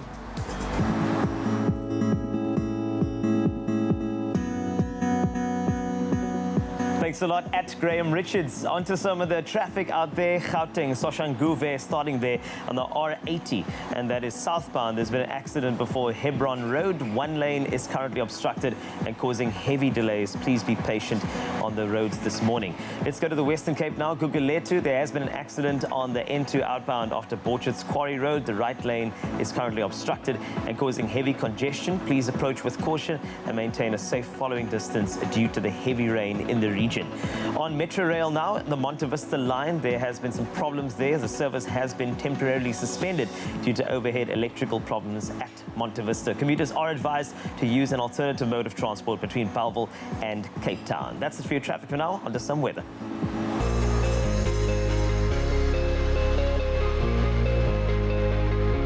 As we always do, we asked you for your sunrise pictures, and Pat Sunkel answered the call and sent us his sunrise from Durban, where intervals of clouds and sunshine can be expected with a light southeasterly breeze and high humidity reaching a maximum of 27 degrees. Domiso Smith, thanks for your sunrise picture from Joburg, where partly sunny conditions can be expected with hot temperatures and increasing cloud cover towards the evening, reaching a maximum of 30 degrees. In other areas in South Africa, Polokwane, a low of 20 to a high of 33. A couple of showers for Bombela, 22 to 39 today, with scattered thunder showers too. Heavy rainfall for Pretoria, high of 32, and that's from a low of 19. Thunderstorms can be expected in Joburg today, 17 to a high of 30. Mahikeng, you reach a maximum of 35 degrees from a low of 19 this morning. Northwesterly winds of 24 kilometers per hour can be expected in Klerksdorp. From a low of 15, they rise to 34. Kimberley, a low of 16 to 31 today. Bloemfontein's high is 32 from a low of 14, and the highest temperature award in the country goes to Richards Bay with a maximum of 41 degrees. Please be safe and stay hydrated in that area. On to Pietermaritzburg, just 13 the low, but a high of 40, so hydration applies in that region too. High humidity for Durban, 27 the high from a low of 19. Mthatha, 14 to 35. East London, 16 to 28 today. A light drizzle for Craddock with a high of 30 from a low of 11. Southwesterly winds of 22 kilometers per hour in PE with a high of 26 from a low of 14 this morning. George, 13 to 24. The lowest temp award in the country goes to Sutherland with a high of just 14, but heavy rainfall in the Cape region today, a low of 13 to a high of 17. Please be vigilant on the wet roads this morning. Exercise caution and make some time to slow it down just a bit on those roads. Moving to Worcester, 12 to 19 with rain. Springbok, the best place to be ahead of the game this weekend, a low of 9 to a high of 20. Uppington, 14 to 29. That's it for your weather right here on Expresso.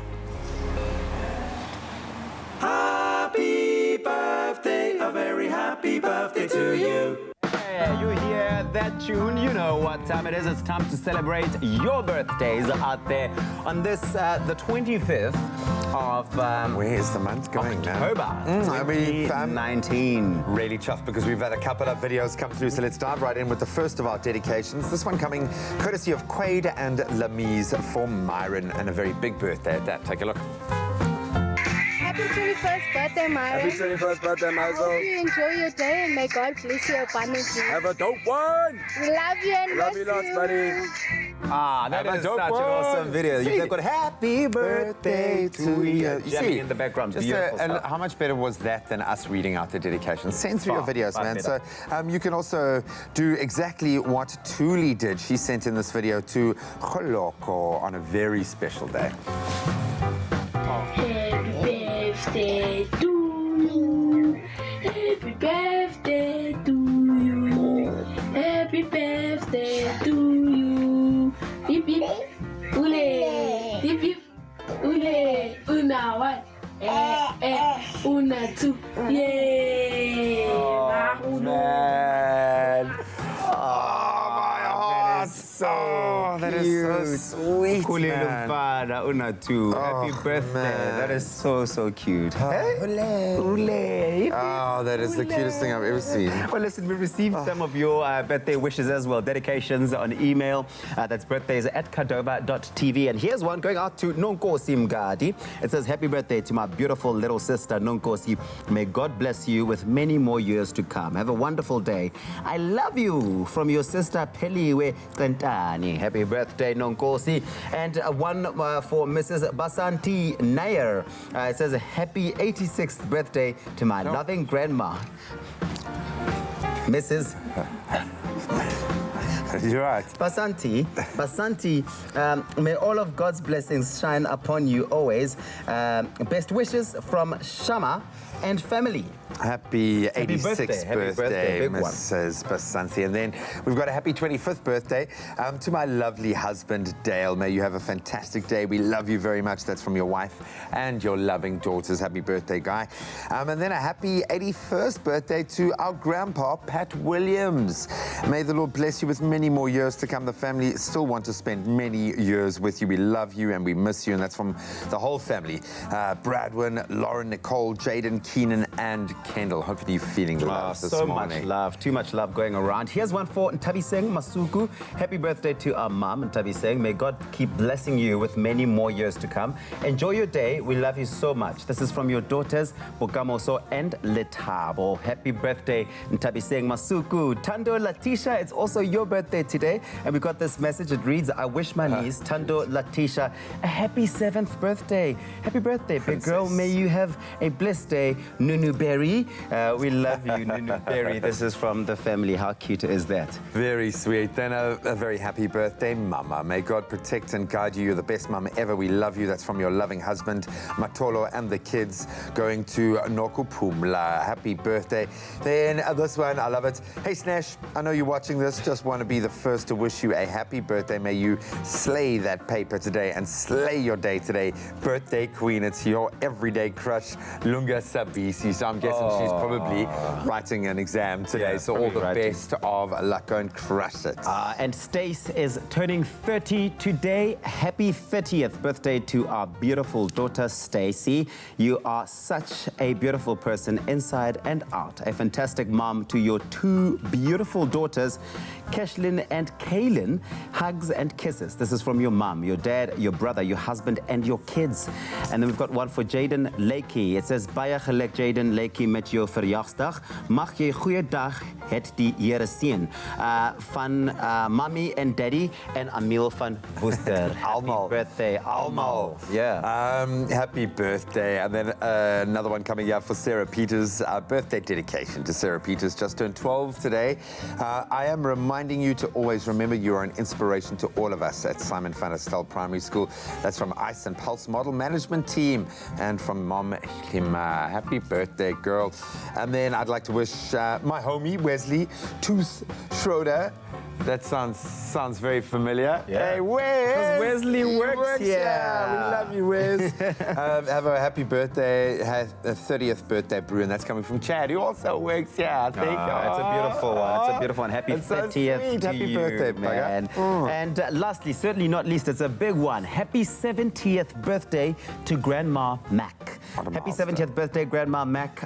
Wishing you many more fabulous years. She looks absolutely fabulous. From your grandkids, your friends, and your family, you can see all of the love that you're surrounded by. They love you and they wish you well on your happy birthday. Oh man, some beautiful dedications. Thank you so much for sending them through. If you want to do exactly that, you can send to birthdays@cordova.tv or WhatsApp us a 15-second video. We love those. 071 640 6551 is our WhatsApp line. We'd love to hear from you. Okay, sweetie, time to blow out your candles.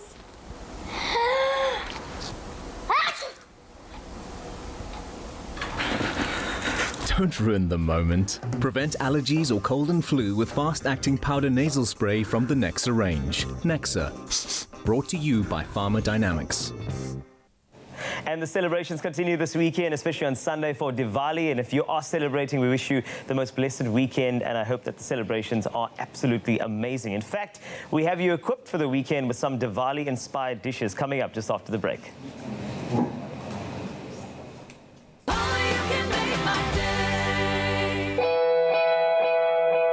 Every day, brave young kids around our country fight their own private battle against cancer. To show them that other kids and families have got their back, a portion of the proceeds from every NutriKids product sold will go to secure the next Clover NutriKids Choc Home in Port Elizabeth. A support base where children undergoing treatment and their families are accommodated, supported and given a fighting chance against cancer.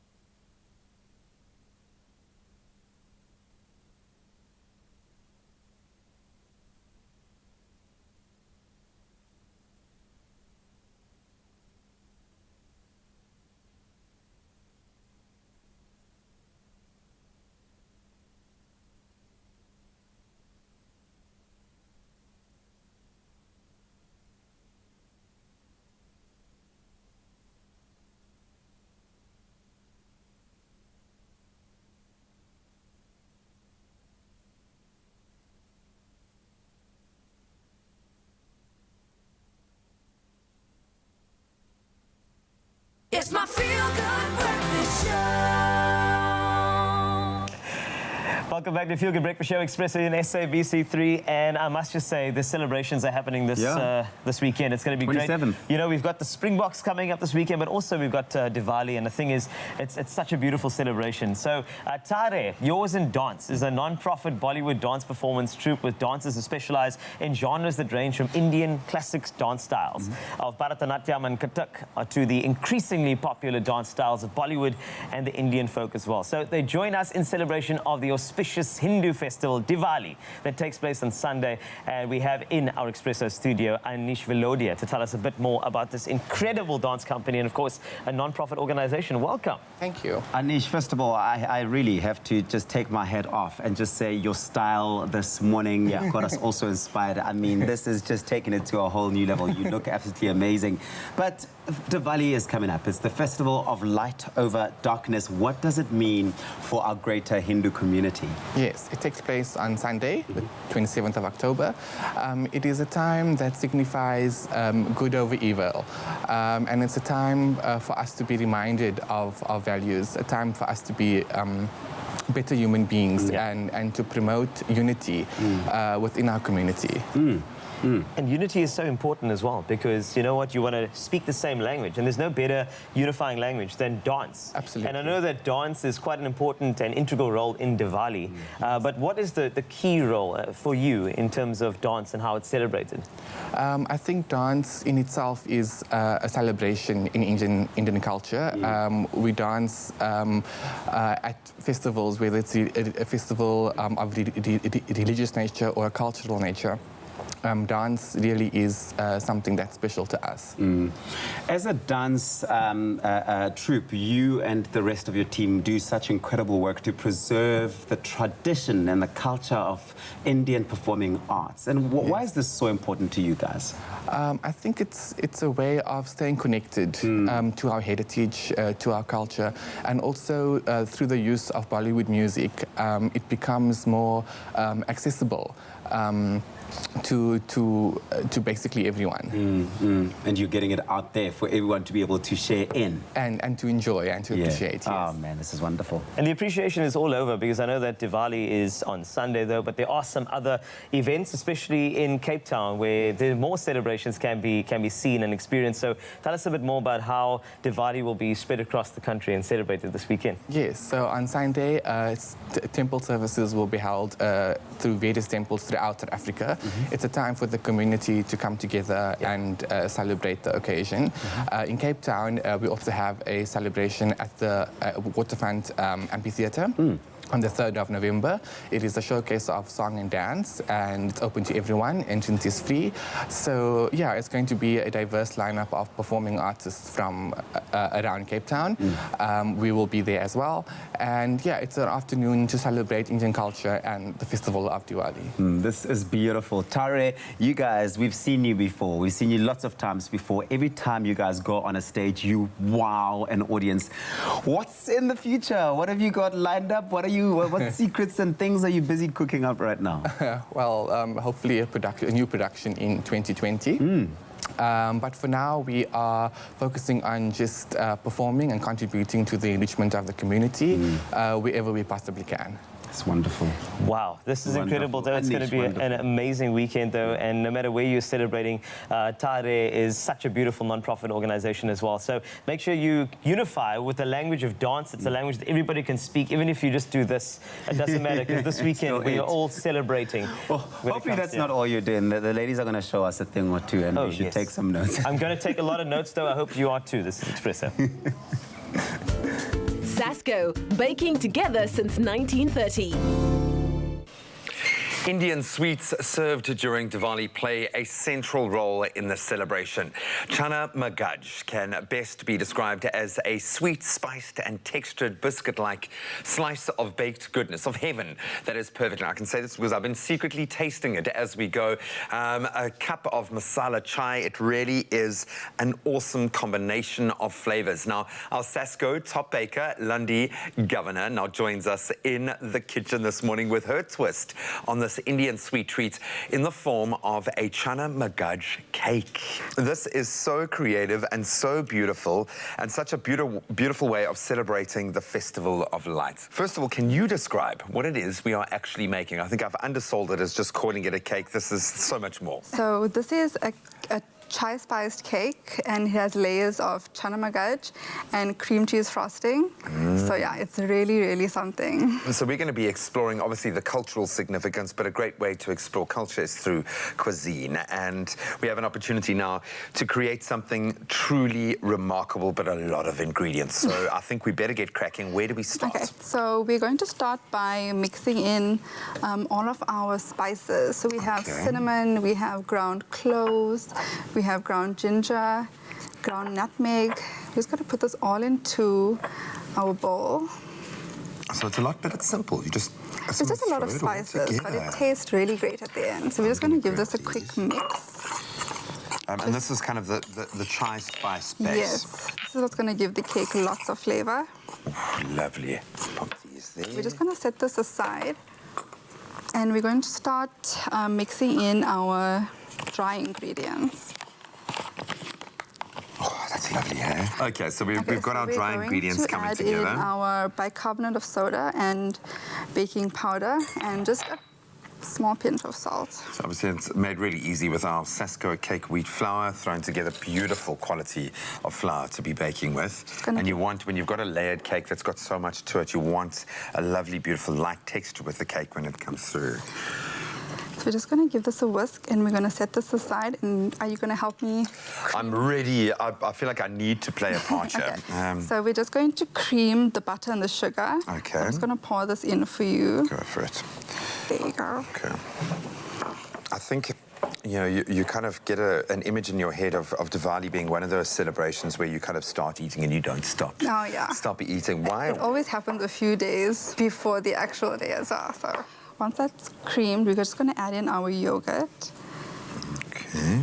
And we're going to add in our... So you've been so clean and neat, and I'm already getting stuff right. It's fine. It's fine. It's all fun.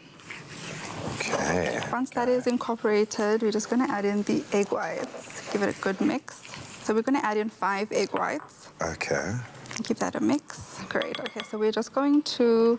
It's going to give me this. I'm just going to fold in the wet ingredients into the dry ingredients. I'm going to clean up a little bit of my mess. We're just going to fold this in just until it's combined. We don't want to overmix. Okay. So we're just going to add in a few tablespoons of our chai spice mixture. You want to get as much of that flavor through. Okay. So once you've got a mixed consistency, then that goes into our baking tin, and we pop that into our preheated oven, 180 degrees, and until obviously our skewer comes out. And of course, a lot of ingredients, yes. And if you want these magical ingredients, you SMS the keyword Sasco to 33728, and we will send you that ingredients list. Then we can move on to what I'm guessing is the layering. This is the fun part. We're going to start with just placing on some cream cheese frosting. Yum. At the top. I want to be quite liberal with this as well. Yeah. I think that let that guide you through this entire process. It is a special occasion after all. Yeah, well, exactly. You want to know, people must know that they are celebrating. Okay, so we're just going to crumble some of our chana magaj. I think Sasco obviously hit on a massive win with its Top Bakers program in 2019, a celebration of, yes, top industry and I think just enthusiastic bakers as well as the Sasco flour, which makes for an exceptional team. It's the perfect recipe and it makes their baking results so much more exceptional. And I love the fact that this recipe really does typify what the Sasco Top Bakers group is all about. It's about encouraging baking enthusiasts to let their imaginations run wild in the kitchen, do something different, even something as I think staple as a sweet treat like this, you can turn into something truly miraculous. Beautiful stuff. So while we put the finishing touches on what can only be described as a true work of art, I'm going to take you through a little bit of a blow-by-blow of how we took this insanely creative group of ingredients and arrived at this beautiful cake. Indian sweets served during Diwali play a central role in the celebration. Chana magaj can best be described as a sweet, spiced and textured biscuit-like slice of baked goodness. So why not try your hand at this chana magaj cake recipe for Diwali? To get us started with the chana magaj, place 50 grams of ghee and 500 grams chickpea flour onto a large non-stick pan on medium heat and braise for about 10 minutes. Remove from the heat and add in 500 grams of icing sugar, 100 grams of ground pistachios, and 275 grams of milk powder. Stir continuously until the mixture turns a deep caramel color. Then mix in 2 teaspoons of ground cardamom and press the mixture into a prepared cake tin and allow to set in the fridge.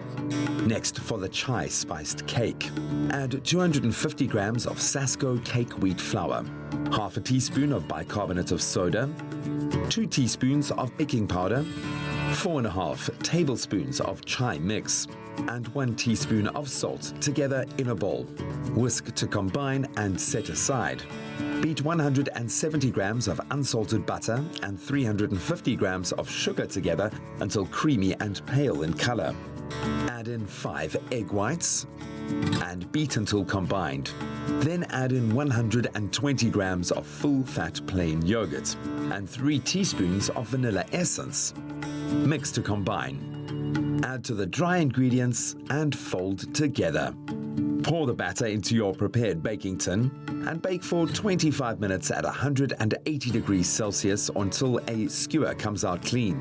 Then for the icing on the cake, cream 100 grams of unsalted butter and 500 grams of icing sugar until very light and fluffy. Then add 250 grams of cream cheese and 3/4 teaspoon of chai spice mix and whip until it looks creamy and fluffy. Before layering, crumble half of your chana magaj over a layer of cream cheese icing. Frost the top and sides of the cake and top with crumbled chana magaj and roasted pistachios. For that final touch, place gold leaf on the sides and enjoy. There you have it. I love the fact that the Sasko Top Bakers is about celebrating the best of what you can do, but it's not intimidating. It kind of feels like this community of people where you can connect, you can share ideas, you can be inspired and learn new things about yourself through that process. What advice do you have for someone starting out in the baking space? I would say, it can always seem daunting in the beginning, but you have to keep on trying. Some advice, like I said earlier, that I was given is always read through your ingredients before you start and always measure your ingredients properly. Oh, well, you put the finishing touches on gorgeous gold leaf, and you guys take a look at what this is going to look like. We might have to make 3 or 4 more of these so we can feed our entire crew. You've inspired me a little bit today, but this is a beautiful flavor profile and something I think you can be really, really proud of. That keyword, again, is Sasko. SMS that to 33728. We'll send you this ingenious ingredients list, and you can be well on your way to creating your own beautiful masterpiece like this. Well done. Thank you. Sure. Sasko, baking together since 1930. Well, the celebrations are only beginning here on your Feel Good Breakfast Show. Diwali is around the corner. It's all the hype and all of the excitement for this weekend, starting on the 27th of October, which is this Sunday. Now, we've got Paveshni from Tare, because who else do you get to show you a bit of a tutorial on a move or two ahead of Diwali, right? Because we want to be unified through the art of dance, like what Carl said earlier. Yeah, we have to be unified, and the thing is we have to be taught a bit of a dance move just before we get into the tantalizing, sort of amazing talents of Tare. So, Paveshni, if you don't mind, showing us a thing or two. Okay. Let's see. Okay.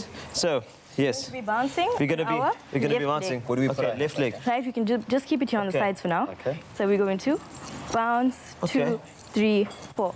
Yes. 1, 2, 3, 4. Then we're going to use our hands. We're going to, from the bottom, place, 2, 3, 4. Okay. Yes. Okay, got it. We got that. Okay. Place, 2, 3, 4. And then we're going to do a turn. We're going to do, just a turn. Turn. Oh, I love the turns. So it's just place, 2, 3, 4, turn. Then we go do it on the right side. Place, 2, 3, 4, and turn. The wrong way, but it's okay. I'm ready to join the group. Ready to join the group. Listen, I'm going to take a quick break. We're going to. This is just a teaser and a taste of what's coming up after the break. Tare are in the house, and we'll see you after this with an explosive performance extravaganza of Diwali.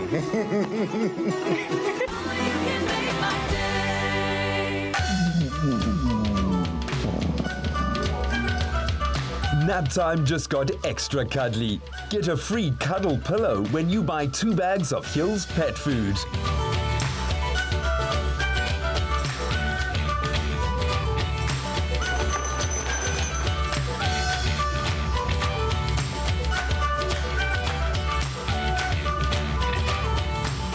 Where dreams are made.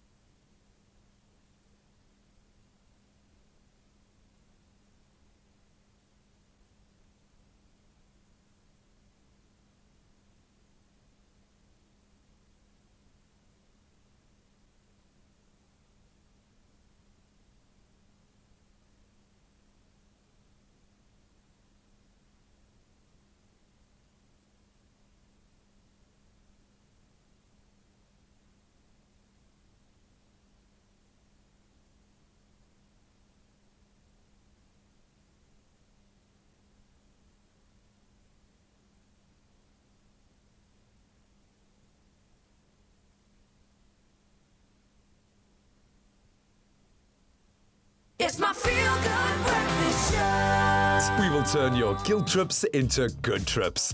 Book flights from 499 Rand, only on travelstar.co.za. Prices so low, they're a little bit silly sometimes. Travel Start's Linda Baum now joins us in studio to chat about a Thailand holiday that you do not want to miss. This is not the right time to just get out of here. Yeah. Just get out of here, go and have a holiday. Yeah. Impressive coastline, we know exotic, delicious cuisine, we know amazing people, destination promises, mostly warm days and clear nights, which means that you'll have all the time in the world to swim, to laze on the beach, work on that tan, snorkel, maybe even a little bit. Get caught up in the truly electric and eclectic nightlife. Linda, you are a balm upon my soul. Oh, when you thank bring you. such amazing holidays. You know, Thailand, it's a big one. Certainly from a South African perspective, we love Thailand. We but love Thailand. We often hear about the big guns, Phuket probably being the most dominant, Bangkok, places like that, but you can discover some hidden gems. You totally can. You know I like keep dropping this into conversation with you regularly, just dropping it in. But I was in Thailand in June of this year. Shame. I know, it was so really... sorry, yeah, and I'm sorry. Yeah, if someone's got to do it, it might as well be me. And, you know, I went to a little island called Koh Samet. Koh Samet. Have you ever heard of that? I've never. Southeast Koh Samet. Yeah. 2 words. Two Koh words. Samet. Koh Samet. 3 hours out of Bangkok.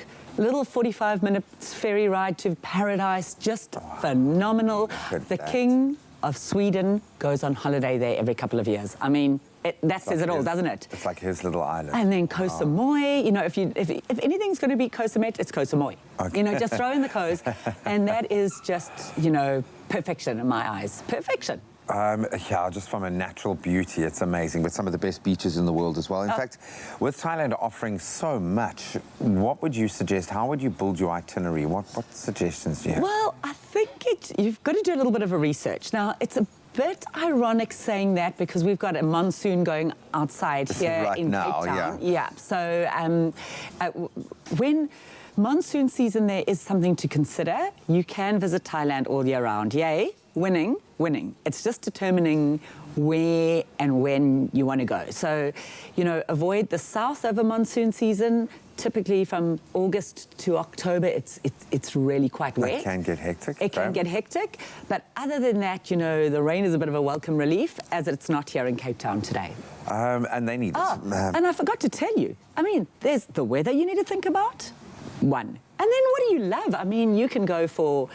I mean, I know you're the party animal. Look at you, you know. I mean, look at me. I haven't had a social life in years, No. so if I go to Thailand, I'm going. Then Patong Beach for party. But let's be honest, if you're a busy guy, you want to just chill, relax, then Just want to lie on a beach. Lie on a beach, or if you're a shopper or whatever, there is something for everyone. Yeah. A little bit of history. It's Bridge stunning, over the River Kwai, you know, all these things. I mean, there really is a little something for everyone. I can understand how people come back changed from a Thailand experience. Really, really beautiful. In terms of what people can get up to, I mean, it seems like there's a little bit of nature, there's sports culture. Which destinations really do stand out? Oh, that's a big one. It's a big question for such a stunning place. But, I mean, if you want a little bit of culture in your life, you mentioned that, then I would look at the Chiang Mai Golden Triangle side of things, the beautiful oceans. I mean, oh my gosh, just phenomenal. It's a different forest kind of blue. areas. But yeah, the islands are magnificent and they never stop impressing. So, you know, you can keep on doing that forever. There's a lot of ecotourism.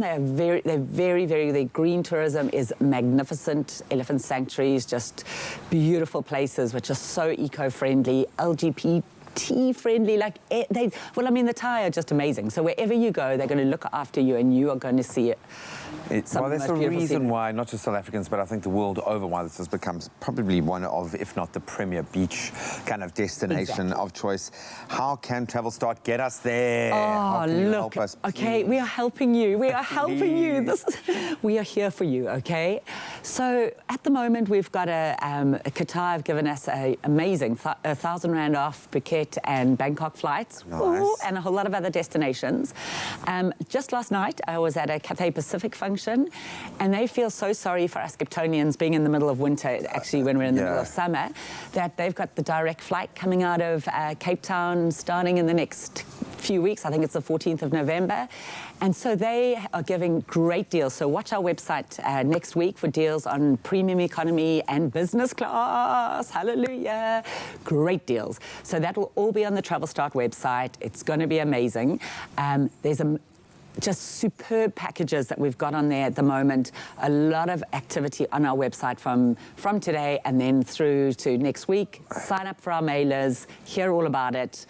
And it's worth being connected like that because deals break almost on the daily. They really do. I mean, last night over a glass of wine, we got a great Cathay deal. I mean, when do you get that? We'll fly direct. I'll raise you one and we fly direct. Yes. Absolutely love it. It is worth staying completely connected. Travelstart.co.za is where you can do that. And we are moving kind of at the back end of monsoon season now, so there might be an even additional opportunity in that. I'm just saying, now could be the time. Direct flights. You deserve it. To Hong Kong and on. And then please post pictures so I can live vicariously through you. So don't miss out on getting to experience this for yourself in the land of smiles. That's really what it is. Beautiful. Another amazing way to enjoy hassle-free, budget-friendly getaways. Budget-friendly. Visa-friendly. Just friendly. Just friendly. We will turn your guilt trips into good trips. Book flights from 499 Rand, only on travelstart.co.za. It is that time. On the 27th of October, we celebrate Diwali. And so on our Facebook page this morning, we send you wishes of light in your homes this weekend as you get into it. We've received some messages also of well wishes and of love and of light from some of our Expresso family members as well. Here's Michelle Naker, who says, good morning, Expresso family. I want to wish all my families and friends a happy Diwali. May your homes be filled with lights and colors. And your hearts be filled with happiness, joy, laughter, and kindness. That's from Michelle Niker over there. We also got another one. Thank you very much, Michelle, from Michael Chimana, who says, you're the best cut above the rest. Love you guys. Same to you all. Good morning, Expresso morning show family. Just sending all of that love and warmth to everybody that watches the show. Norma Paka Parenzi says, may the light of Diwali fill your home with the light of joy and happiness. It's all about that light. It's all about that love and that happiness. And we wish it to all of our family members who celebrate Diwali this weekend. And this is how we celebrate. Celebration. That's a very, very good word. And I want to just say, Badaro, welcome to Expresso. We just stepped in. We have some very, very talented dancers from a very, very special group. The Tare Bollywood dance troupe is about to perform a song that really translates to welcoming a beloved back home. It's called Ghar More Pardesia, and this is the Tare Bollywood dance troupe.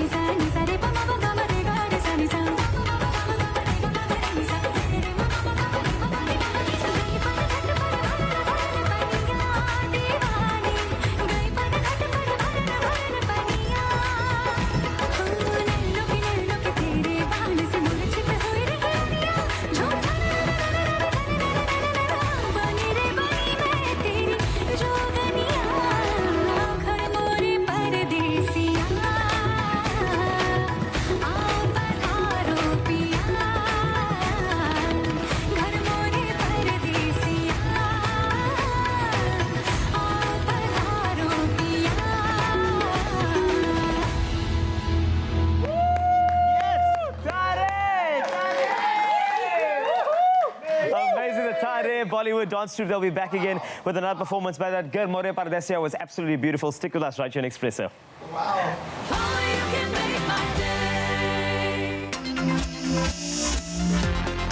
the repeat of Presenter Search on 3, the Expresso edition, Saturday at 1 on SABC3, as the top 5 take on their second travel challenge in the Kingdom of Eswatini.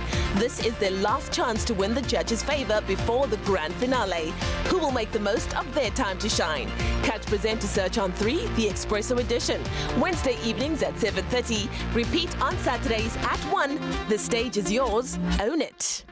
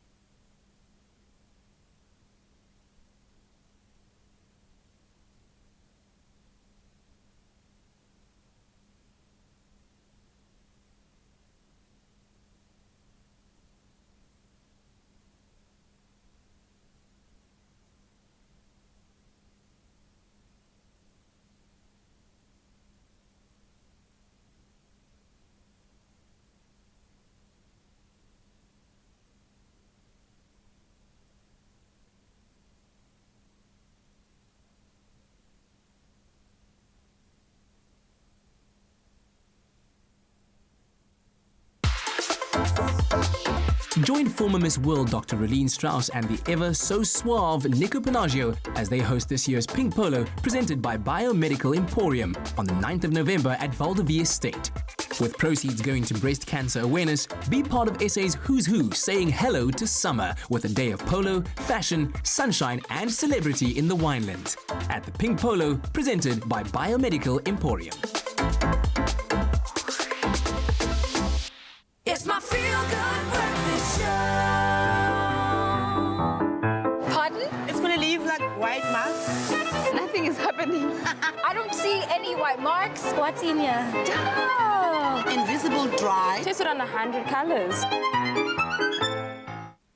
Welcome back to it. You are with Expresso, your feel-good breakfast show, live right here on SABC3. Now, South Africa is a vibrant, diverse country where women express themselves through bold fashion choices. We see it all the time. And one of those expressions is a love for prints and bright colors. Now, to celebrate this, Rina Chunga Kutamba, the founder and head designer of Rich Factory, in partnership with Dove, created a 100-color print fabric inspired by Africa. Now, Rina joins us in studio this morning to take us through the inspiration of the capsule collection alongside Vanessa Muhango, the Senior Assistant Brand Manager of Dove Deodorant. Ladies, good morning. Welcome. So good to see you here always. Hey, good to see you too.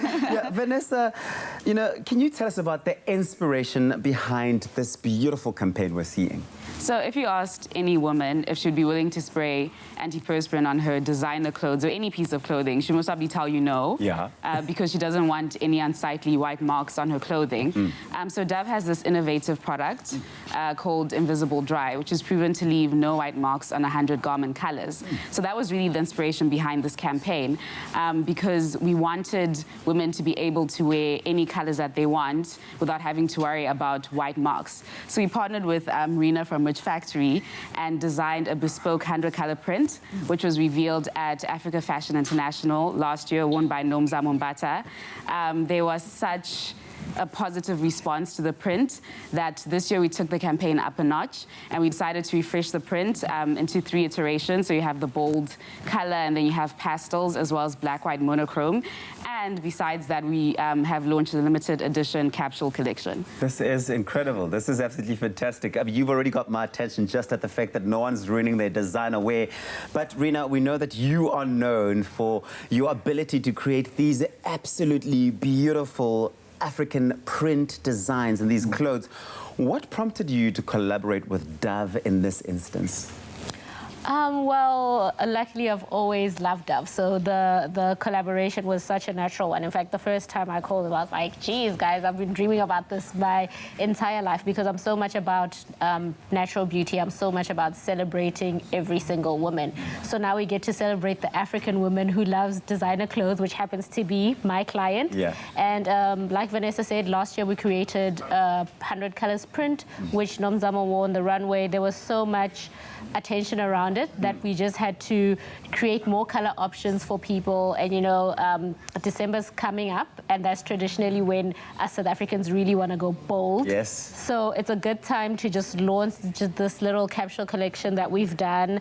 We've put together 3 pieces that are our most popular pieces in the store that people always want to buy, and we are just hoping that they'll be as well received as they. I mean, for us, they look great. Yeah. And these 3 pieces form part of the capsule collection. Is that correct?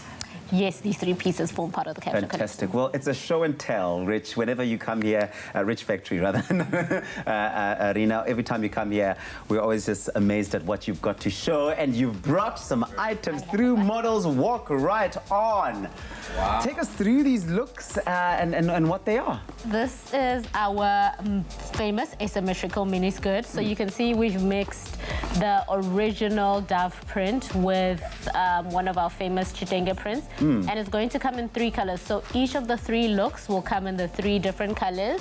And something else that we introduced this year at Fashion Week is we had models in different sizes.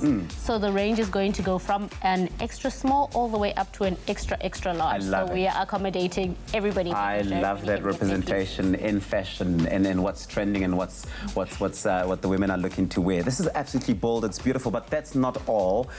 You've got another one for us here, which is what do you call this dress? This is our shift dress, and you can see she has her hand in her little pocket there. We want to make sure you're comfortable. This is that everyday piece that you can wear with your sneakers, and it's a really fun way to show off the print. This year what we also did with the print, I hope it shows on this one. If not, we'll see it on the next one. We've got that little dove in the print. Nice. So, maybe we'll see it on the infinity dress. Yeah. So that when you've got your fabric, you know it's a genuine, you know what the story is with the fabric as well. Yeah. So yeah, this is just a very easy dress. You can wear it with heels or with flats, but we're releasing an editorial soon, which is actually going to show you how to style up the different pieces. This is stunning. That was our pastel print. This is the pastel print. I absolutely love that. You've got to make it for us, the gents, as well as in the form of a shirt. But dresses with pockets are in. Hey, they are all the excitement right now, and women love pockets. I mean, there's always so much to put in pockets. But you've got one more. This, I think, an absolute showstopper. The black and white. This is the black and white. So this has been a really daring one for us because first of all, Rich Factory is always about all the color. But you know, we have our black and white lovers in SA, especially the Xhosas as well. And also people sometimes want to wear print, but they want to keep it really monochrome and not too loud. And she is wearing our infinity dress, which is our most popular dress. It sells, Jesus, it's always flying off the shelves. And the reason is it really works for every single body type. Every woman feels confident in there. It does the supporting that it's supposed to do. And as you can see, she looks great in it. So that's why we just had to bring it in. Last year, Kay Naomi was on the show. I believe she was wearing hers. Yes, she was. That broke my internet personally. So we had to bring it back. It's going to come into the store in all 3 colors. The versatility of all of these garments that we've seen here is also quite something, because you can tell that this is outfits and items that these ladies could wear, whether they're going out on a relaxed brunch or even going out to really create quite a stir on the red carpet, which is beautiful. Yeah, I can dress it up or down, which was the whole aim. This is wonderful. And I think what's really great is Dove has come through and said they are going to allow the dresses to come in. We've worked so hard in keeping it really affordable, and it's actually going to come in at the same price point as everything in the shop. So it's not going bring, even though it's a lot more expensive for us to make fabric in South Africa, but we're going to bring them in at a rate that everybody can get them and actually get to wear them. This is absolutely fantastic. You do such great work, and the ability to take the love of print and bold fashion and expression for our South African women or our African women and express it in this way is always just so mind-blowing. And this collaboration with Dove, it just makes perfect sense. It's a marriage made in heaven. And well done, ladies. Well done on this. This looks absolutely incredible. Now, it's your time to show how confident you are in wearing bold colors. You stand the chance of winning your very own Rich Factory #100 Colors of Africa limited edition infinity dress. It's valued at 1,200 Rand. And all you have to do is visit the Expresso Facebook page. That's Expresso Morning Show SABC3. Send us a picture of your bold and colorful outfit that represents the 100 colors of Africa, and you could be one of our lucky winners. Of course, T's and C's apply, can be found on expressoshow.com. Well done. This is absolutely stunning. Thank you. I love free stuff.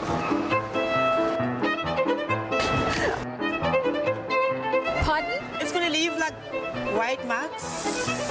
Nothing is happening. I don't see any white marks. It's completely dry. What's in here? Oh, wow. Damn. 48 hours antiperspirant. Invisible dry. Tested on 100 colors. I've never tried this product before, but I'm definitely going to try it now. Alrighty, so it's a Friday and we've got our final blue box remaining. What time is it? Let's see. Yes, it is indeed. I love it. Oh, man, we're going to have to do another one of these. Yeah. For the last 3 weeks, courtesy of Dion Wide, you have had the opportunity to SMS in and then pick one of 3 awesome, truly awesome prizes. We've given away an Xbox One S. We've given away the Samsung Note 10. And now it's time to give away our final prize this morning. And we've got our lucky winner on the line right now. In my hand is Samantha. Samantha, good morning. Are you there? Good morning, Graham. How are you feeling? You sound a little bit nervous. How are you doing? I'm so excited. Yay. So, Samantha, I'm sat here next to Mr. Carl Wasty. We are both as excited for you. We've got one blue box with the number 1 on it. Do you know what's inside this blue box?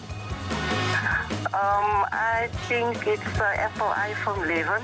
It is indeed, but let's double check. Carl, Okay, can you, as my beautiful assistant, no problem. please check Allow inside? me to just ensure that it's there. And ladies and gentlemen, can I get a resounding cheer, please? Dun, dun, dun. Congratulations. Yes. Samantha, you are on the money. You have just won yourself an iPhone 11 valued at just under 15,000 Rand. It's all yours. Congratulations. Are you going to keep the phone or are you going to give it away to someone you obviously really love? No, I'll definitely keep it. Yes. Yes, you will. Samantha, congratulations. It's an amazing phone. We did a review on it. It really is a wonderful piece of modern technology. So congratulations. Enjoy it. Thank you, Graham. Oh, man, that's so cool. Hey, nice. I loved how you went all Kardashian with that phone now. You know, speakerphone to the camera. Just to the it was people. wonderful. I should have taken a selfie with it as I did it. Definitely. Congratulations, Samantha. Congratulations to all of our amazing prize winners. We are officially done. An exciting, brilliant competition that I wish we could have taken part in. Thank you so much to Dion Wyatt. Thank you to everyone who estimated in. This was a win. And remember, even if you don't get selected as a winner for one of these prizes, you could still stand a chance of winning that epic 30-second Tekken Dash with 100 grand, dude. What? Can you imagine spending 100 grand in 30 seconds? I would just go to the game consoles and just pack it in. That's what I do. Boom. So stay glued to your phone. Cross your lucky fingers that it could be you getting a call. All the best of luck. Stream Fireplace. Dion Wired, where humans go for technology.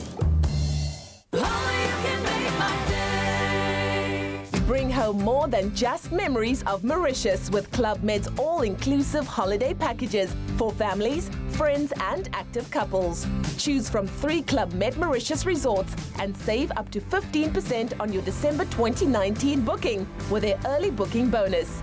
Extra bonus, kids under 12 stay free in Mauritius and fly free on Air Mauritius. Contact the agency by Club Med to book and visit clubmed.co.za for details.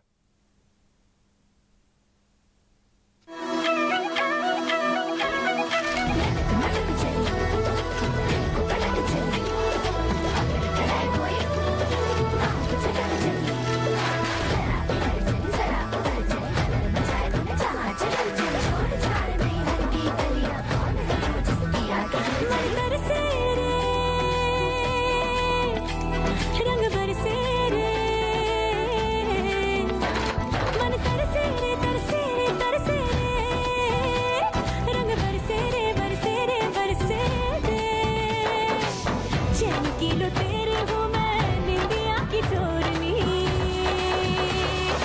लाए दे मोहे रजवाड़ी ओढ़नी लाए दे मोहे रजवाड़ी ओढ़नी लाए दे मोहे रजवाड़ी ओढ़नी लाए दे मोहे रजवाड़ी ओढ़नी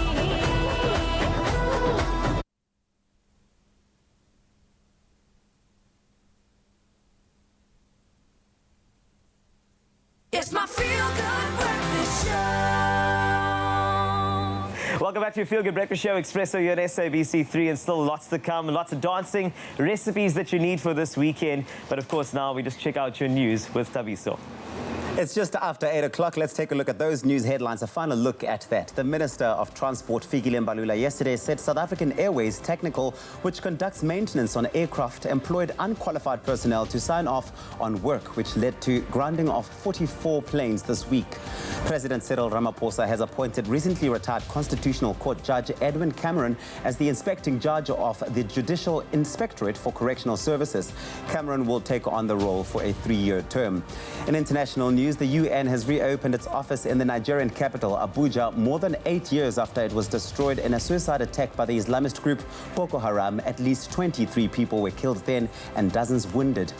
A Bangladesh court has sentenced 16 people to death for the murder of a student on fire by setting the student on fire, accusing her teacher of sexual harassment. Those convicted of murder included the head teacher Nusrat, had accused of harassment. And finally, imagine jogging around an athletic trek 10 times. That would be 4 kilometers or 4,000 meters. This is the mind-boggling length of the longest production train in the world, which has just rolled into Saldanha Bay on the Cape West Coast after traveling more than 800 kilometers from the Northern Cape. The train transported more than 24,000 tons of manganese and 375 wagons from the Sishen mine in Kathu. Transnet's acting group chief operating officer Richard Vilalu says it is estimated that the train will add 355 million rand in freight revenue to their coffers annually rather.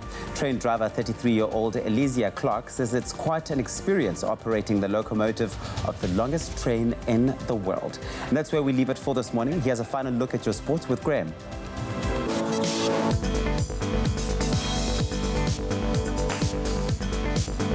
Flying through those sporting headlines one last time. In the Rugby World Cup, watch Springbok danger man Cheslin Colby sadly has been ruled out of South Africa's semi-final clash. That, of course, against Wales at the Yokohama International Stadium on Sunday due to injury. Swoon Corsi stepping into his place on the wing. Then last night's Europa League action saw a desperate Arsenal snatch a late 3-2 win over Portuguese club Vitória. That was at the Emirates Stadium, and Ole Gunnar Solskjaer's Man United beating out Serbian club Partizan Belgrade 1-0 at the Partizan Stadium. Staying with footballing news, FIFA President Gianni Infantino yesterday announced that China will be hosting the very first edition of an expanded FIFA World Club, Club World Cup. That's set to take place in 2021. And in motorsport, it's now been confirmed that South Africa's top motorcycle rider Brad Binder will take the place of Johan Zarco at a Red Bull KTM. That's for the 2020 MotoGP season, after it was announced that Binder had been promoted to the Premier class. And then throwing forward to the big fixtures this weekend, only 4 teams left in the 2019 Rugby World Cup. That means 2 semi-finals taking place this weekend. Tomorrow, the defending champions New Zealand will take on England at the Yokohama International Stadium. That match kicking off at 10 a.m. Then on Sunday, South Africa are up against Wales. The same venue, our match kicking off at 11 o'clock SA time. All teams, of course, fighting for a coveted spot in the final the following weekend. That's a wrap of your sport for this Sports Crazy Friday morning.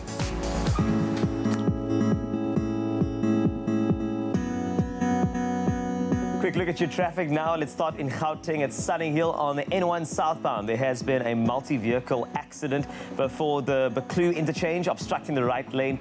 Please approach that area with extreme caution. Western Cape Gugulethu, we start there. There's been an accident on the N1 inbound after Yip de Jager's drive. The emergency lane is currently obstructed and causing delays. Please approach with caution and maintain a safe following distance due to the heavy rain in the region. On the train lines, Metrorail Northern Line, all trains on the Muldersvlei line are temporarily suspended due to an overhead electrical problem between Easter River Muldersvlei.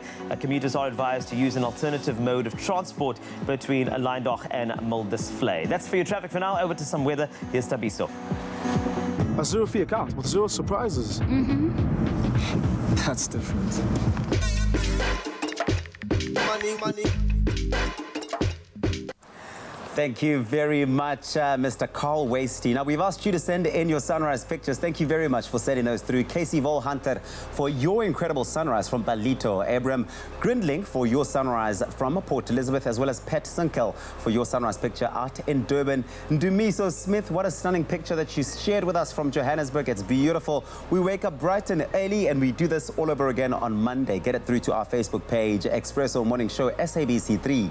And now we take a look at those temperatures across the country. It's a warm day out in Polokwane. Your low is 20 today, reaching a high of 33. If you're out in Mbombela, a couple of showers are expected over there. 22, that's your low, reaching a high of 39, with a couple of thunder showers over there as well.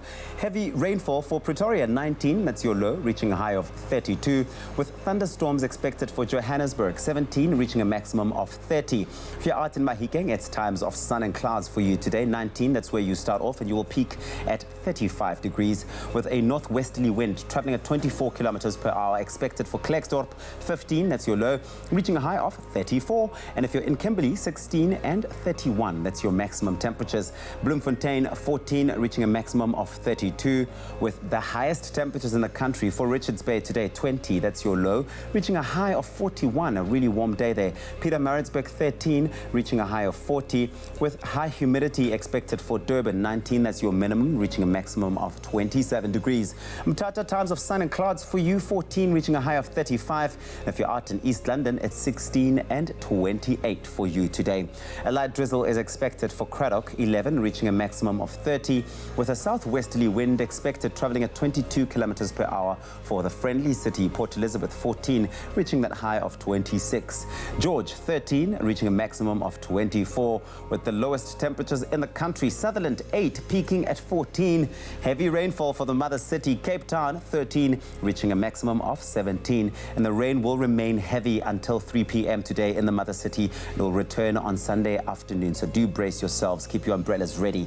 A couple of showers are expected for Worcester as well. 12, that's your low, reaching a high of 19. If you're out in Springbok, 9 and 20, those are your temperatures. Uppington, lastly, coming through, times of sun and clouds over there. 14, that's your low, reaching a maximum of 29 degrees. It is a Friday, and no matter what the weather's looking like in your part of the country, come what may, make it a feel-good type of day.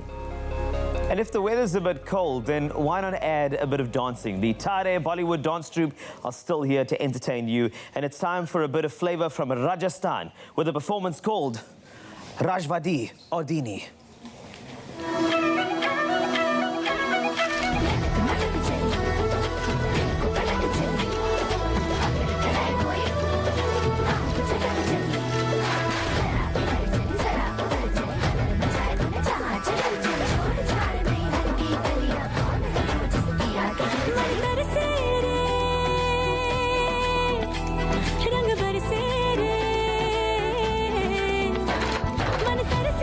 Terse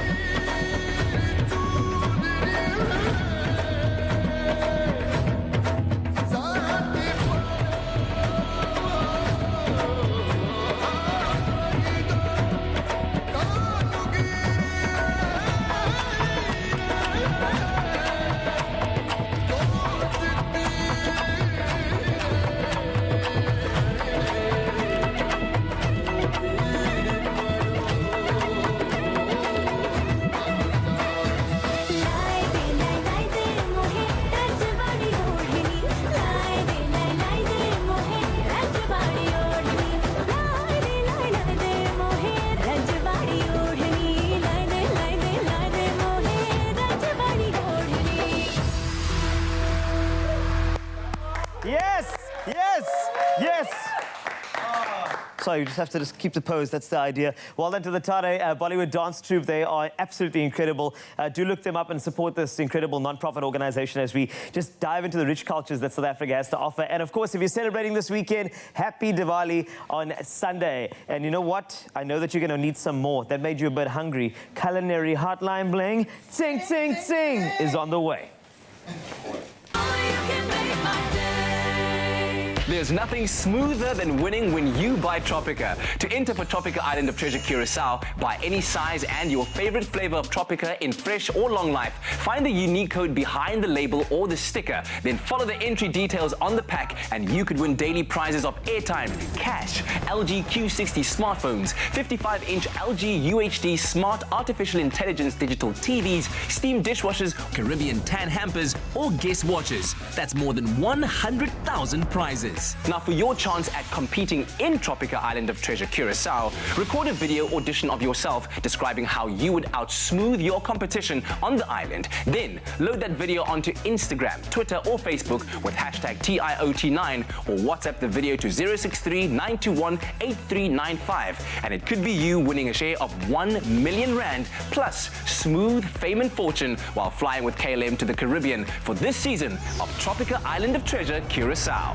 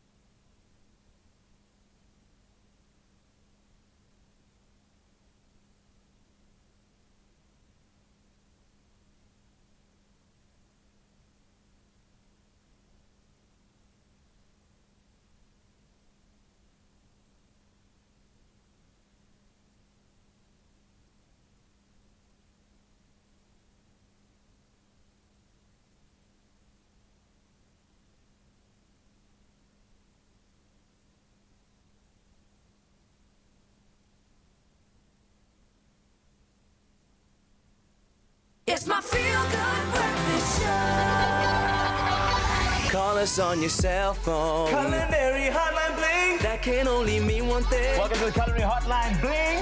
Sing, sing, sing. But now, pasta is one of the world's most favorite foods, also the most comforting if you ask me. And did you know that there are over 600 known pasta shapes? Spaghetti, lasagna, macaroni, those we all know. But what about the other 597 or so? So today, it's World Pasta Day. We have to celebrate with a chef that knows all about different pastas, dried and fresh. Chef Chart joins us here in studio. And of course, we are looking at a variety of different variants. Welcome. Thank yes, you. It is beautiful to have it you. It is fantastic, huh?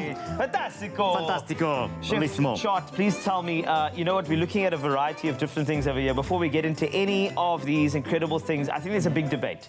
The big debate is dried pasta or fresh pasta. And I'm sure there are some differences that any culinary sort of person would like to know. No, absolutely. So let's just talk about the differences of that. Okay. Basically, it's how it's made, its ingredients. So generally, with fresh pasta, it's flour and egg. That's what it's made of. Dried pasta is generally of water and flour. All right. So what are you going to get with a fresh pasta? And generally, I always say 100 grams of flour to 1 egg. That's it. It's that simple to make fresh pasta. Roll it into a dough. Let it rest for 20 minutes, and then you can start rolling it out with a pasta machine. Or if you really are a good nonna, you can roll it by hand. Yeah. They say you have to put your heart and your feelings into the pasta when you're kneading it, right? Oh, absolutely. Yes. It's all about the love. You know, the Italians are passionate about loving their food and cooking with love. So then when it comes to actual cooking, cooking fresh pasta is quick, it's easy, literally 1 to 2 minutes, depending on what you've made. When it comes to dried pasta, obviously takes a lot longer to break through. Remember, when you're starting to make shapes and it's extruded through a machine, it's under huge pressure. So actually the density of it is a lot more. So the density of the pasta is much greater on that there. But there's lots of different shapes and things that you can play around with there. So festonati, which is like a sort of a festive pasta, is what they call that. Ziti, another one. I know this one. Do you know that one? Yes, I know, because in the restaurants, they give you ziti to drink out of because plastic straws are no good. You want to prove it? Thank you very much. There we go. So, I mean, how's that a great way for restaurants now? We're trying to get away from plastic and things like that. You know what the amazing thing about this? The water now tastes Italian. It's weird. It's beautiful. Oh, lovely. So, festonati, ziti, aka straws in restaurants. And then fusilotti, or fusilli, as we all know, the large corkscrew. Oh, lovely. Really. All right. And again, remember, all the different sauces take on different types of, the different pastas take on different styles of sauces as well, of which we're then going to make one today using the ziti. Ziti. Well, I've never known what ziti looks like when it's not a straw. So when you actually cook it, you get this beautiful. You get this sort of it's like snakes, or I don't know. What do you want to call this? I would like to call those culinary sauce straws that have been cooked, because essentially that's why you'd have a pasta that has a good surface area for whatever application of sauce, because you want a thicker sauce with some pastas and a bit more sort of looser sauce when it comes to the others. Correct. I'm assuming. You are bang on. Absolutely. Grazie. So let's talk about our dish today that we're going to create, a tutu rinta, okay, which is basically everything inside the pot. Tutarinta. Yep. Yes. And so very simple in terms of ingredients. Oil. The Italians love olive oil. Yeah. So lots of that. So literally I'm going to take all that. Yes. And in it goes. So we're just going to pop everything into here. So oil with onions. Lovely. A little bit of garlic as well. Is that ground? Or so sort of crushed up garlic there as well. So just pop that into there. And then tin tomatoes. It's that simple. Tinta. Oh, there we go. I'm just assuming. You're wide awake this morning, I'm very wide awake. No idea, yes. All right, so all that just goes into there, and then you want to sort of cook this for about sort of 10 minutes or so until you get this lovely. Absolutely. Wow. Italians, they love oil. I mean, they literally bathe themselves in oil and do all sorts with olive oil. Not a bad thing. And then a little bit of seasoning to start with, salt, pepper, very slightly, and then that just needs to really cook down till you have this beautiful sort of unctuous. I love the unctuousness, though. And if you want the unctuousness straight through to your phone, all you have to do is SMS pasta to 33728 if you want to get some of the recipes of this Tuturinta. Yes. Tuturinta. That's exactly what it's called, though. The recipe will be available to you, so make sure that you SMS in. Standard SMS rates apply. And, of course, please go to the Facebook page as well, Expresso, and find us, because I want to know what your favorite pasta dish is, how you like to eat it. What do you do when you're eating a pasta? Because usually it's quite a big family thing, especially when it comes to it is a family thing. So if you have any questions, and of course your favorite pasta dish, send it through. And if you want this recipe, remember Chef Chart's got you covered. Just SMS pasta to 33728. And that's your sauce. Once it's all cooked down, like that, and then all you need to do, I mean, what you can do is put the pasta into here and coat it once you've cooked it. Yeah. Just put it into boiling water. Cook it through. Again, pasta, you don't want it to be overcooked. Remember, you don't want it to sort of fall apart. You want what the term is al dente. Yes. So you can always take it and break it. And what you want to try and have a look at is that there's no sort of white specks on the inside. Aha. All right? I heard you can throw spaghetti against a cupboard door and Well, it sticks yeah, there. to a window. Oh, to a window. I Put it thought there. so. It's as simple as that. Of course, when you get back, make sure that you get that recipe to your phone. All you have to do is SMS that word pasta to 33728 if you'd like to know exactly how to make this gorgeous dish from Chef Chart. And remember, make sure to go to Facebook page and tell us exactly what your favorite pasta dish is. And if you want to make that, it is as simple as sending the SMS through and joining us right here. That is perfect. It looks gorgeous. Let's add some green to it. A lot of pecorino, yeah, a bit of basil. And again, Italians, you always tear your basil, you never chop it. Tear the basil. My goodness, you'll be in big trouble with That's Italians. right. Let's find out what's tearing up the movie scene right now on Expresso.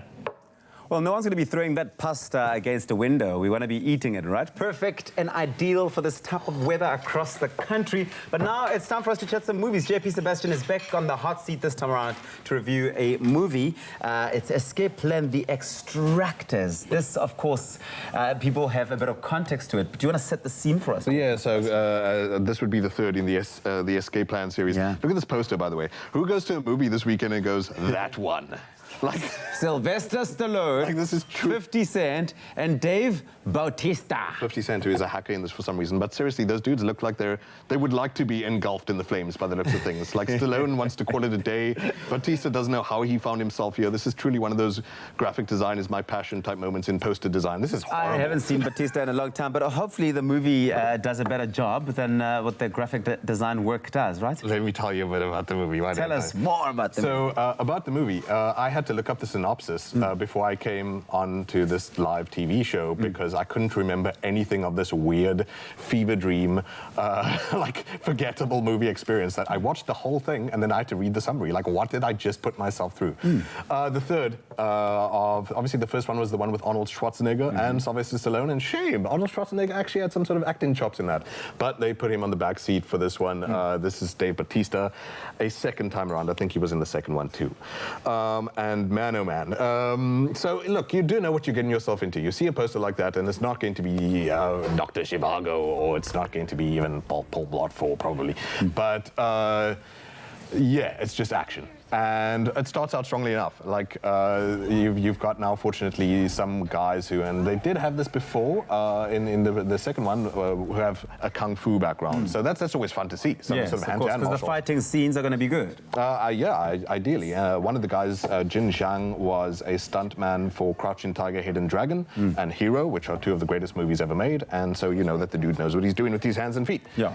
Problem being is that you see 2 fight scenes in the first half an hour, and then the rest of it is them trying to take themselves seriously. And you're just like, no, guy, I'm not here for story or character. I seriously don't care. Like, sometimes you want a nice fancy pasta, and then sometimes you want pizza cold the next day. Yeah, did not deserve to take itself as seriously as it did. Should have just been skorpsketten, the other word I don't know if you can say on South African TV.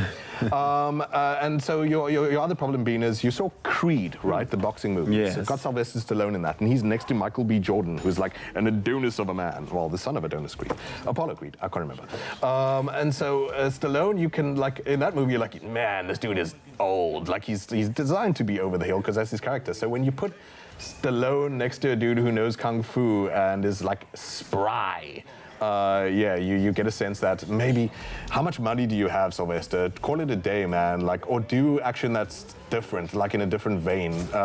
There's no physicality in an exciting way. Like, he has all the emotional investment of like an Uma Luma reading a menu in a different language over his specs. There's no life. Basically, you're saying that you go into watching this movie expecting lots of action, expecting lots of fighting, expecting lots of kung fu, but you're not getting enough of that. It takes itself too seriously for the type of movie that it's meant to be. No, not too seriously necessarily. I don't know if that's the right word, but like, don't get too wrapped up in your own story, man. No one cares.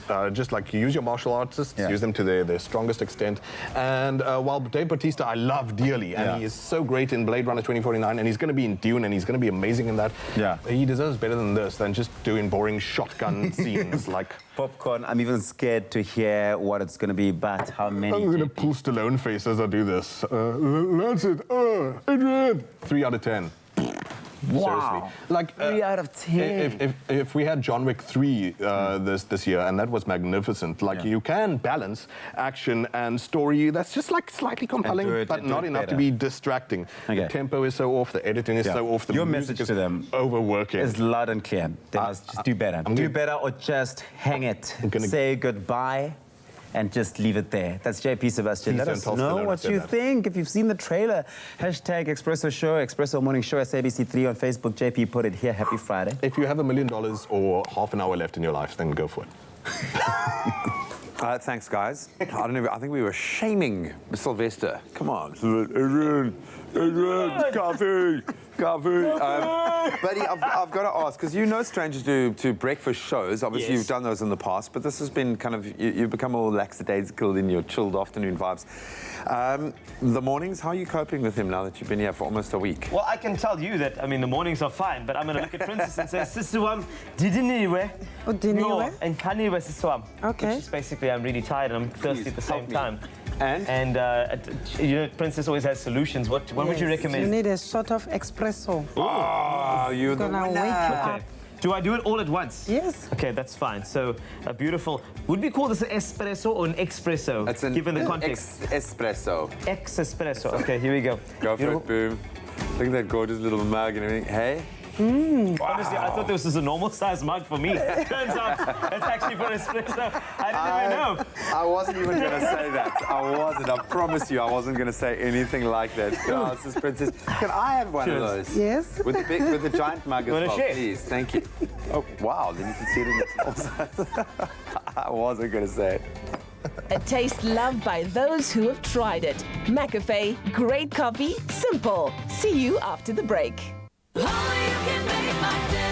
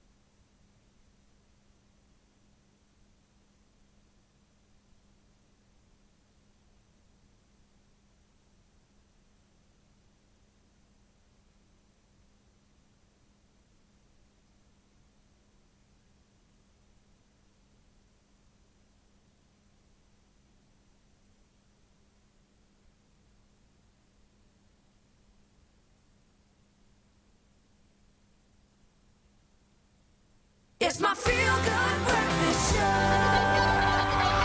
Call us on your cell phone. Culinary hotline bling. That can only mean one thing. Welcome back to the Culinary Hotline Bling. Sing, sing, sing.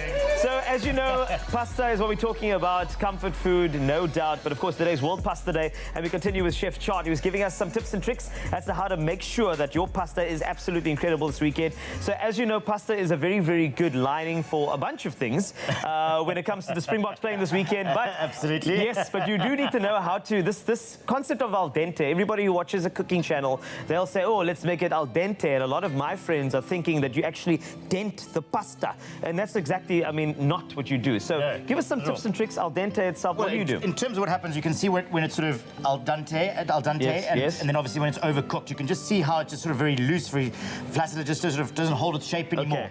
Where this is actually still quite rigid. It's still got its body. So when it actually takes on the sauce, it can hold the sauce very well. Where this actually just goes down to mush at the end of the day. I've actually made pasta that was mush before. Okay. And then I called it porridge thereafter. Okay. So it's Well, good to that's know. what most people do, and that's what it is basically, isn't it? Flour and water. So this is al dente. Yeah. So it should have a little bit of a bite to it, which is what you want. You see, now, there's still some... There's some body, there's some character to it. And there's character, and the thing is we need character. And that's like you, Chef Chart. gotta eat. And now we absolutely. just, And and you. let's try the mash. Oh.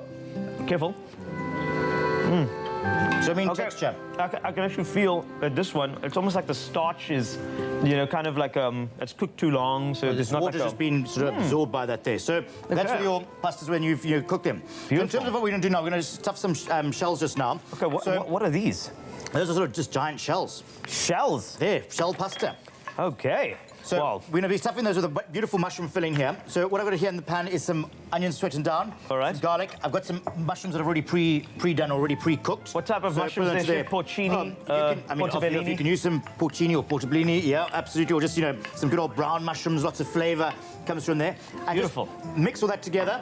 And then lastly, a little bit of parsley to go into there. Parsley is a great friend of mushrooms. Yes. And then always, this is mushroom's best friend. That's fried mushrooms with a good squeeze of lemon. That is the winning I love the colours. You know, when the colours in the pan are that beautiful and that vibrant, you're kind of already salivating and ready to eat. And I love the fact that, you know, this is why a counter like this in your home is the best. Because while you're cooking, you're sharing the moment and you just want to eat with friends. And talking about eat, you can SMS that to 33728 if you're interested in finding out exactly what we're doing when we are filling these shells. The thing about these shells, please share them. Don't be shellfish. Now, moving along to the stuffing of them. Right, so stuff them. There's a spoon there if you want to get your... I would like into this. Yes, I'd like to get it there. So I can feel that's al dente. We've cooked it. Yeah, we have cooked the pasta. So cook the pasta, and then just stuff it with that mushroom filling. Don't overstuff it. Okay. As well. You don't want to be completely greedy, you know. Yes, indeed. But open it up there. Oh, I love we've got a conveyor belt of pasta excellence happening between you and I. That's how you should work in a kitchen. Yes. Imagine getting the family together in this there. Everyone's involved. Create a bit of a moment. You can imagine a couple of little dishes like that. I'll let you do the last one. Thank you very much. There we go. But and then, get that into there. Oh, look at that. Beautiful. Come on now. Smell there. That is amazing. Great. And then all you need to do then is take a little bit of the cream and just pour the cream around that. And what's going to happen is when this bakes inside, it's going to create a bit of steam. All right. So you're going to cook everything, give it a wonderful, unctuous, voluptuous profile as well. A little bit of cheese on top there, a little parmesan, pecorino you could use, ricotta. You could really jump around there. Pinch of seasoning as well. And then bake that in the oven about 180 degrees until beautifully and golden in color, which then ultimately comes out looking like I love the magic of TV. I love this. I've always wanted to do this, but we've made one earlier. And yes, this is the moment. Here's the one there. Okay, can we just can we dig in? That's beautiful. So let's just grab one for you there. Thank you. Look how that cream is sort of all baked up and set. Let's Come on, do this. get stuck in there. I'm getting stuck in right now because this is gorgeous. You know what I love about this? It's fun eating, and this is what you need to do. Oh, I'm so happy that Graham is not here because he would eat this. Do the whole thing. So yeah. Well, sharing is caring. There might be a few to share around, you know. How's that good? So you have that wonderful earthy umami mushroom coming through, the freshness of the lemon, the parsley. You know, it's very rude for me to speak while my mouth is full, but this is World Pasta Day, so it's okay. SMS eat to 33728 if you want this recipe. Chef Chart, it's been amazing.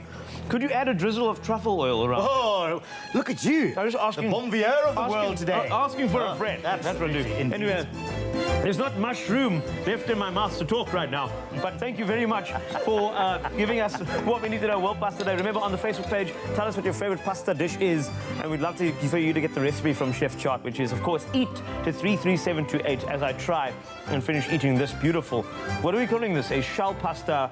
This is a pasta stuffed with mushrooms. Mushrooms. You know what, Chef Chart? You're a fun guy. Ready? On your feet. Naturally. Because you master pasta. Now it is time to turn our attention to smooth fame and fortune with Tropica. Have you entered for hashtag TIOT9 as yet? Well, put yourself in line to win your share of 1 million rand. If you do, that grand prize is incredible. Have you always wanted to be on TV, on radio, be a star like Anga or Bongs or Lazan or maybe Brendan Paper, our latest winner? Well, now is your time. Let's find out how many days you have left to enter for the experience of a lifetime. Let's take a look. Dun, dun, dun. It's 6 days, guys. Less than a week, 6 days. All you have left to enter for hashtag TIOT9. You can enter by sending a WhatsApp with the keyword TIOT9 to 0639218395, and we'll send you all of the entry details. Time is getting tight, guys, so enter now if you want smooth fame and, of course, your share of a fortune. WhatsApp the keyword TIOT9 to 0639218395 to get all of those entry details, but you can get all of the terms and conditions and more information. Be inspired maybe as to which team you'd like to join at tropica.co.za.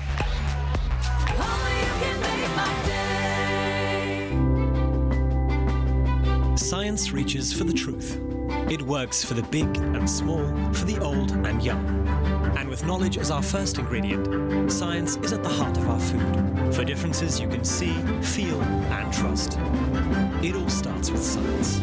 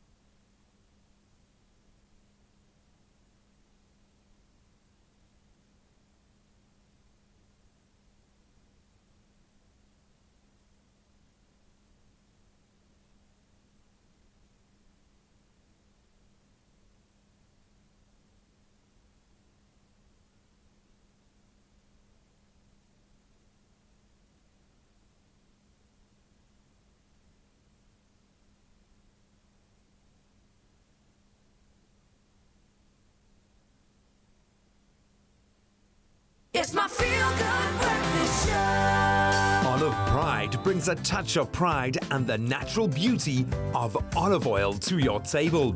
Made with love by Clover. All right, so you know what? We all love that favorite side salad for a braai. And I feel like this is a beautiful weekend to do that, given the fact that the Springboks are going to be playing on Sunday. So we have to get ourselves sorted out. The variety out there can be a little confusing, as you know. And sometimes it's best to stick to the classics, the ones with the best flavor. And most importantly, the one your family and friends can completely rave about. So last week we did a Caesar salad. And today we are tucking into that classic braai salad, which is very, very important. But it's World Pasta Day, so it's going to have to be a pasta salad. And here to show us how to make a decadent Olive Pride pasta salad is Chef Chart. So we've done the pasta things. It's time to put something together. It's absolutely amazing. So let's do this with Olive Pride. Right, so very simply and quick and easy to make a beautiful pesto is take an ingredients. Now, I always say use what you've got in the bottom of your fridge. You know, you pull that bottom drawer out and there's all sorts of leftovers. Just make pesto with just about anything. But anyway, we've got rocket. We've got basil going into here. Love basil. Parsley. That goes into there.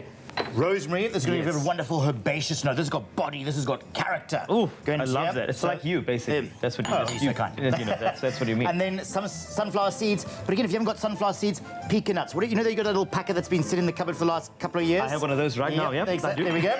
So use those up there. A little bit of seasoning, salt and pepper there. And then obviously go in with your... You know, this looks very much like when I do a salsa verde. It's got that sort of element to it, though. But this pesto, obviously with the addition of the nuts, there's like a bit of creaminess coming from the nuts as well, which is beautiful. Absolutely. Well, that's going to give a wonderful sort of texture. Absolutely. Yeah. And you know, I can't wait until you do this part, because then I'm going to tell you the secrets to life. And let's see if you can hear me.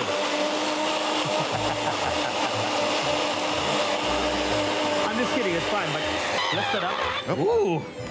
It's a lovely Friday sound. So, as you know, Olive Pride, of course, this is an extra virgin olive oil. It is absolutely beautiful. It's really just, if you look at this, it's wonderful seed oils. And how's that for smell? Oh, it's alive. It's very fresh, and it's you got very a wonderful freshness as well. Wonderful freshness with the oil coming through, and then the herbs as well. And then all you're going to do is just take that. And can you just toss that for me, please? I will. Thought you'd have asked. Let's go with the spoon over here. This is the joy. A little squeeze of lemon in there, but I'm just going to put it now. Please do. A little bit backwards, but it doesn't really matter. Okay, this is gorgeous, by the way. Right. And you know what? I love the green. It's just... it's vibrant. Yeah. Now, if you really want to keep that pesto vibrant and bright green for 2 weeks, blanch the leaves. So put it into boiling water and then take them out after 20 seconds and then to ice cold water. You're going to set what we call the chlorophyll. So you can always do that. All right. Anyway, into here with some lovely feta cheese. Oh, feta makes things better. Olives. Yes. And then sun-dried tomatoes. Right, there we go. Let's just separate that, mix all that together. Split around. So if you put all of that together there, and then always, you know, as you're going along there, taste, check your seasoning as well. You want it? There you go. You've been told to eat today, so you must eat. I must Is it good? Salt, pepper, more, less? Touch of salt, please, if you don't mind. Okay, absolute pleasure. Thank you very much. And then all you need to do is just shuffle around, and then spoon it up. And how simple and easy. And this you can make in advance. Make it a day before. So, you know, you can actually enjoy this is gorgeous. Friends and family over the rugby. If you want this, obviously, you know, keyword is Clover, 33728. Check it out if you want this recipe. I think it's a perfect accompaniment to any sort of rich meats that you have on the braai when it comes to braai day. And if you are just into, you know, the sort of vegetarian lifestyle, just go straight in and enjoy this as a meal because it is gorgeous. It's delicious. Chef Chart, thank you so much. The pasta pesto salad. And if you want to know a little bit of step by step as to how to make this recipe, all you have to do is stay right there. Take a look at this. Gorgeous. It's braai season, and no matter where you choose to light your braai fires, always remember that every decent braai deserves a delicious sly, like this Clover Olive Pride pasta salad. Add 1 cup of fresh basil to a blender, followed by half a cup of rocket, a quarter cup of parsley, a quarter cup of sunflower seeds, and a sprig of rosemary, then a touch of pride. Next, add the zest of half a lemon and the juice of half a lemon, and blend until smooth. Pour your homemade pesto over 500 grams of cooked pasta and mix to combine. Add a quarter cup of chopped sun-dried tomatoes, a third of a cup of pitted black olives, 100 grams of crumbled Clover feta cheese, and pesto. Your salad is done. Making your own pesto is so easy, and with Clover Olive Pride on your side, your salads will be packed with flavor and taste totally delicious. Made with love by Clover. So here we go. It is beautiful. It has been created by Chef Chart. Of course, you can create it as well with your Clover Olive Pride. And it's a pesto pasta, perfect for any sort of side to a bride this weekend. And I think all we have to do now is plate it. Do you mind if I do the chef? Is it okay? Oh, go on, is there a do it. plating You get style? carried away. Go do you on. drop from a height, Together. or do you do sort of like a in the center there? Well, just straight into the centre and just a little sort of fall in. You want to fall gracefully there. It's just.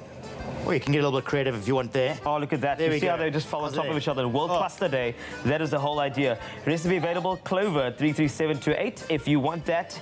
And this is just, I just want to do one more because you can never have too much pasta. Have you noticed that? You can never have too much pasta. You can just eat and eat and eat and eat.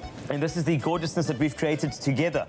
It is a beautiful pasta for you, for your family, for friends, for neighbors, for people that you did not invite to your home. Feed them this and they'll become friends and possibly even donate money. That's how it goes. One last taste though, Chef. And clearly you've made a beautiful, beautiful thing over here. Clover to 33728. Enjoy because you only olive once. Olive Pride brings a touch of pride and the natural beauty of olive oil to your table. Made with love by Clover.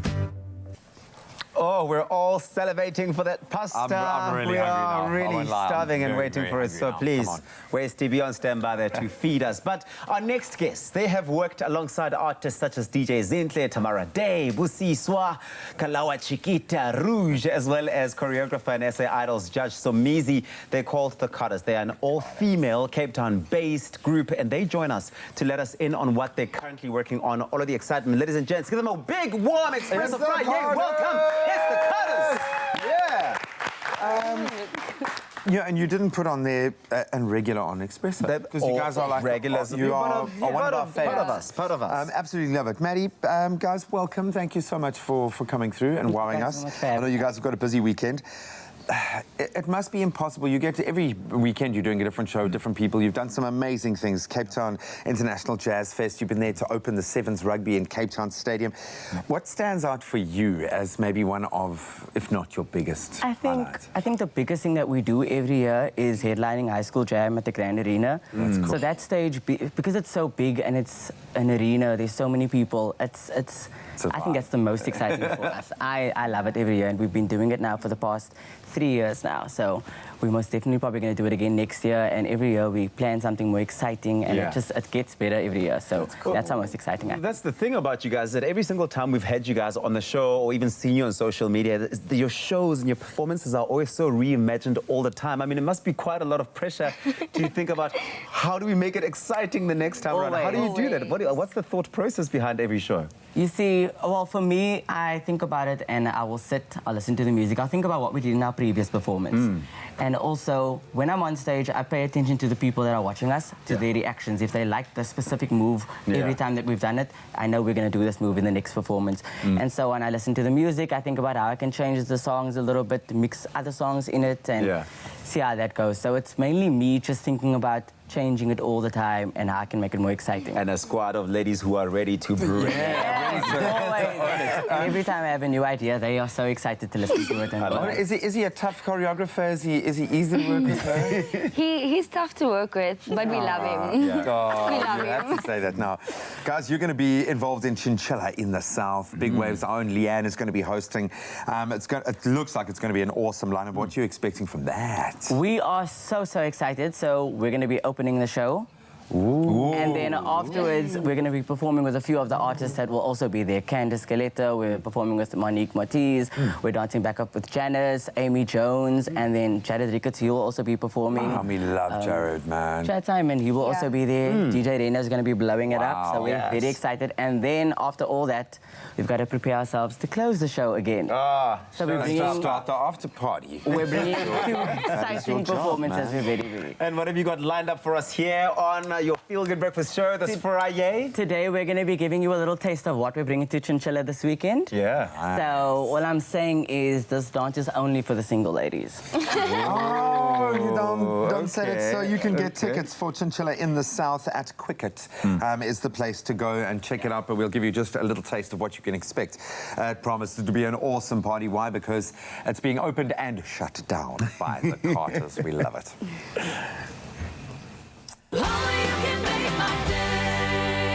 There's nothing smoother than winning when you buy Tropica. To enter for Tropica Island of Treasure Curacao, buy any size and your favorite flavor of Tropica in fresh or long life. Find the unique code behind the label or the sticker. Then follow the entry details on the pack and you could win daily prizes of airtime, cash, LG Q60 smartphones, 55-inch LG UHD smart artificial intelligence digital TVs, steam dishwashers, Caribbean tan hampers, or guest watches. That's more than 100,000 prizes. Now for your chance at competing in Tropica Island of Treasure Curacao, record a video audition of yourself describing how you would outsmooth your competition on the island. Then load that video onto Instagram, Twitter or Facebook with hashtag TIOT9 or WhatsApp the video to 063-921-8395 and it could be you winning a share of 1 million rand plus smooth fame and fortune while flying with KLM to the Caribbean for this season of Tropica Island of Treasure Curacao.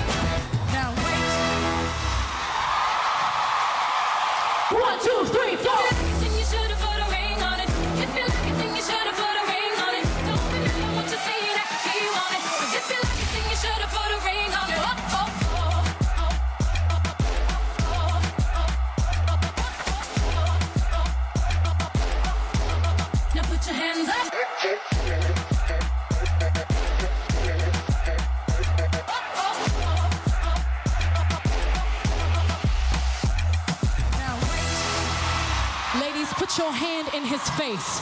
Say, whoa, whoa, whoa.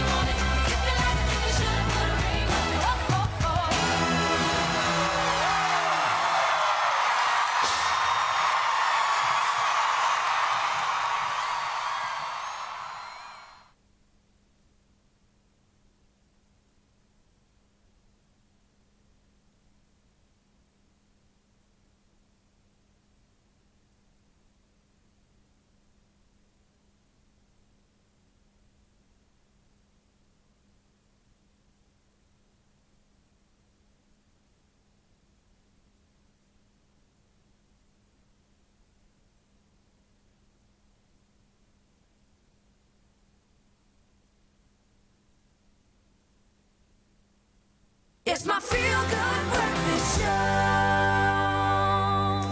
Welcome back. I admit I was stuffing my face with pasta. The pasta we made this morning You is so were. good. It really is so good. Those shells. It's amazing, but it's cold outside. It's rainy. It is. Yeah. I need some support. I need some help. What have you got? I think you need a mocha. What's It's a bit of What? shot of espresso and the hot chocolate. Okay. Ooh, Princess okay. is taking us to a whole new level. you want Archie, to- what have you And made for me, my love? Hot chocolate, no? Oh, hot chocolate. Just some I love hot the chocolate. hot chocolate. Thank you so much. I'll leave the pirinki. The pirinki. I'll leave the pirinki. I'll just take the glass, the okay, I'm going to leave the Pirinki as well. Listen, it is a Friday. The weekend is officially here. It's only right that you treat yourself with some McD. So if you haven't already, you need to download the McDonald's app on App Store or Google Play, because there are daily offers. I'm talking about every single day, and discounts on all of your favorite meals and drinks. Just keep looking, because there's always a great deal. But on this note, we're stepping into the weekend on some gah. Hey, Westy!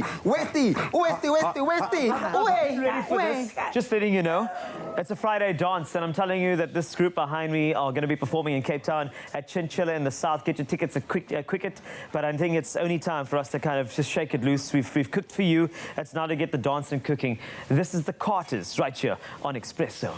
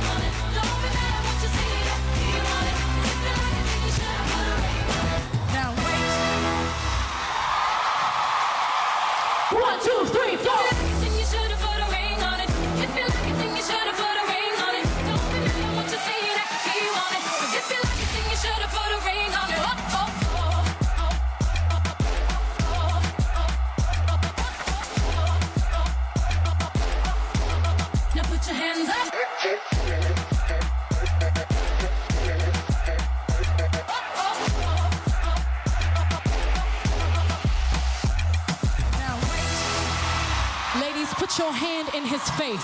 Say, whoa.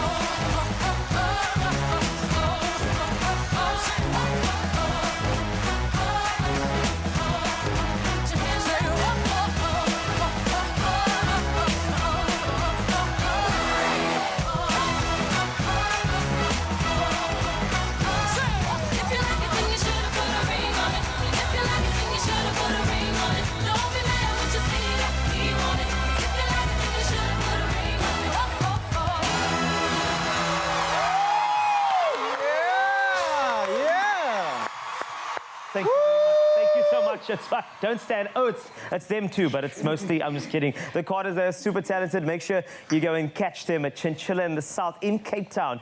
Tickets available to you at Quicket. But well done, ladies. That was absolutely phenomenal. I'll be doing some lessons over here. I don't know if you can do this move, Graham. I'm not sure if you can do that. Can you? Can you do that move? Pop it, Wasty. I did the move, man. I managed to cover myself in coffee while I was doing the move in mocha. But so worth it. Thank you once again to the Carters. Just so They're awesome. phenomenal. They're phenomenal. Guys, can you have a little bow there? Just a curtsy and a bow. Ladies, you are phenomenal. Thank you so much.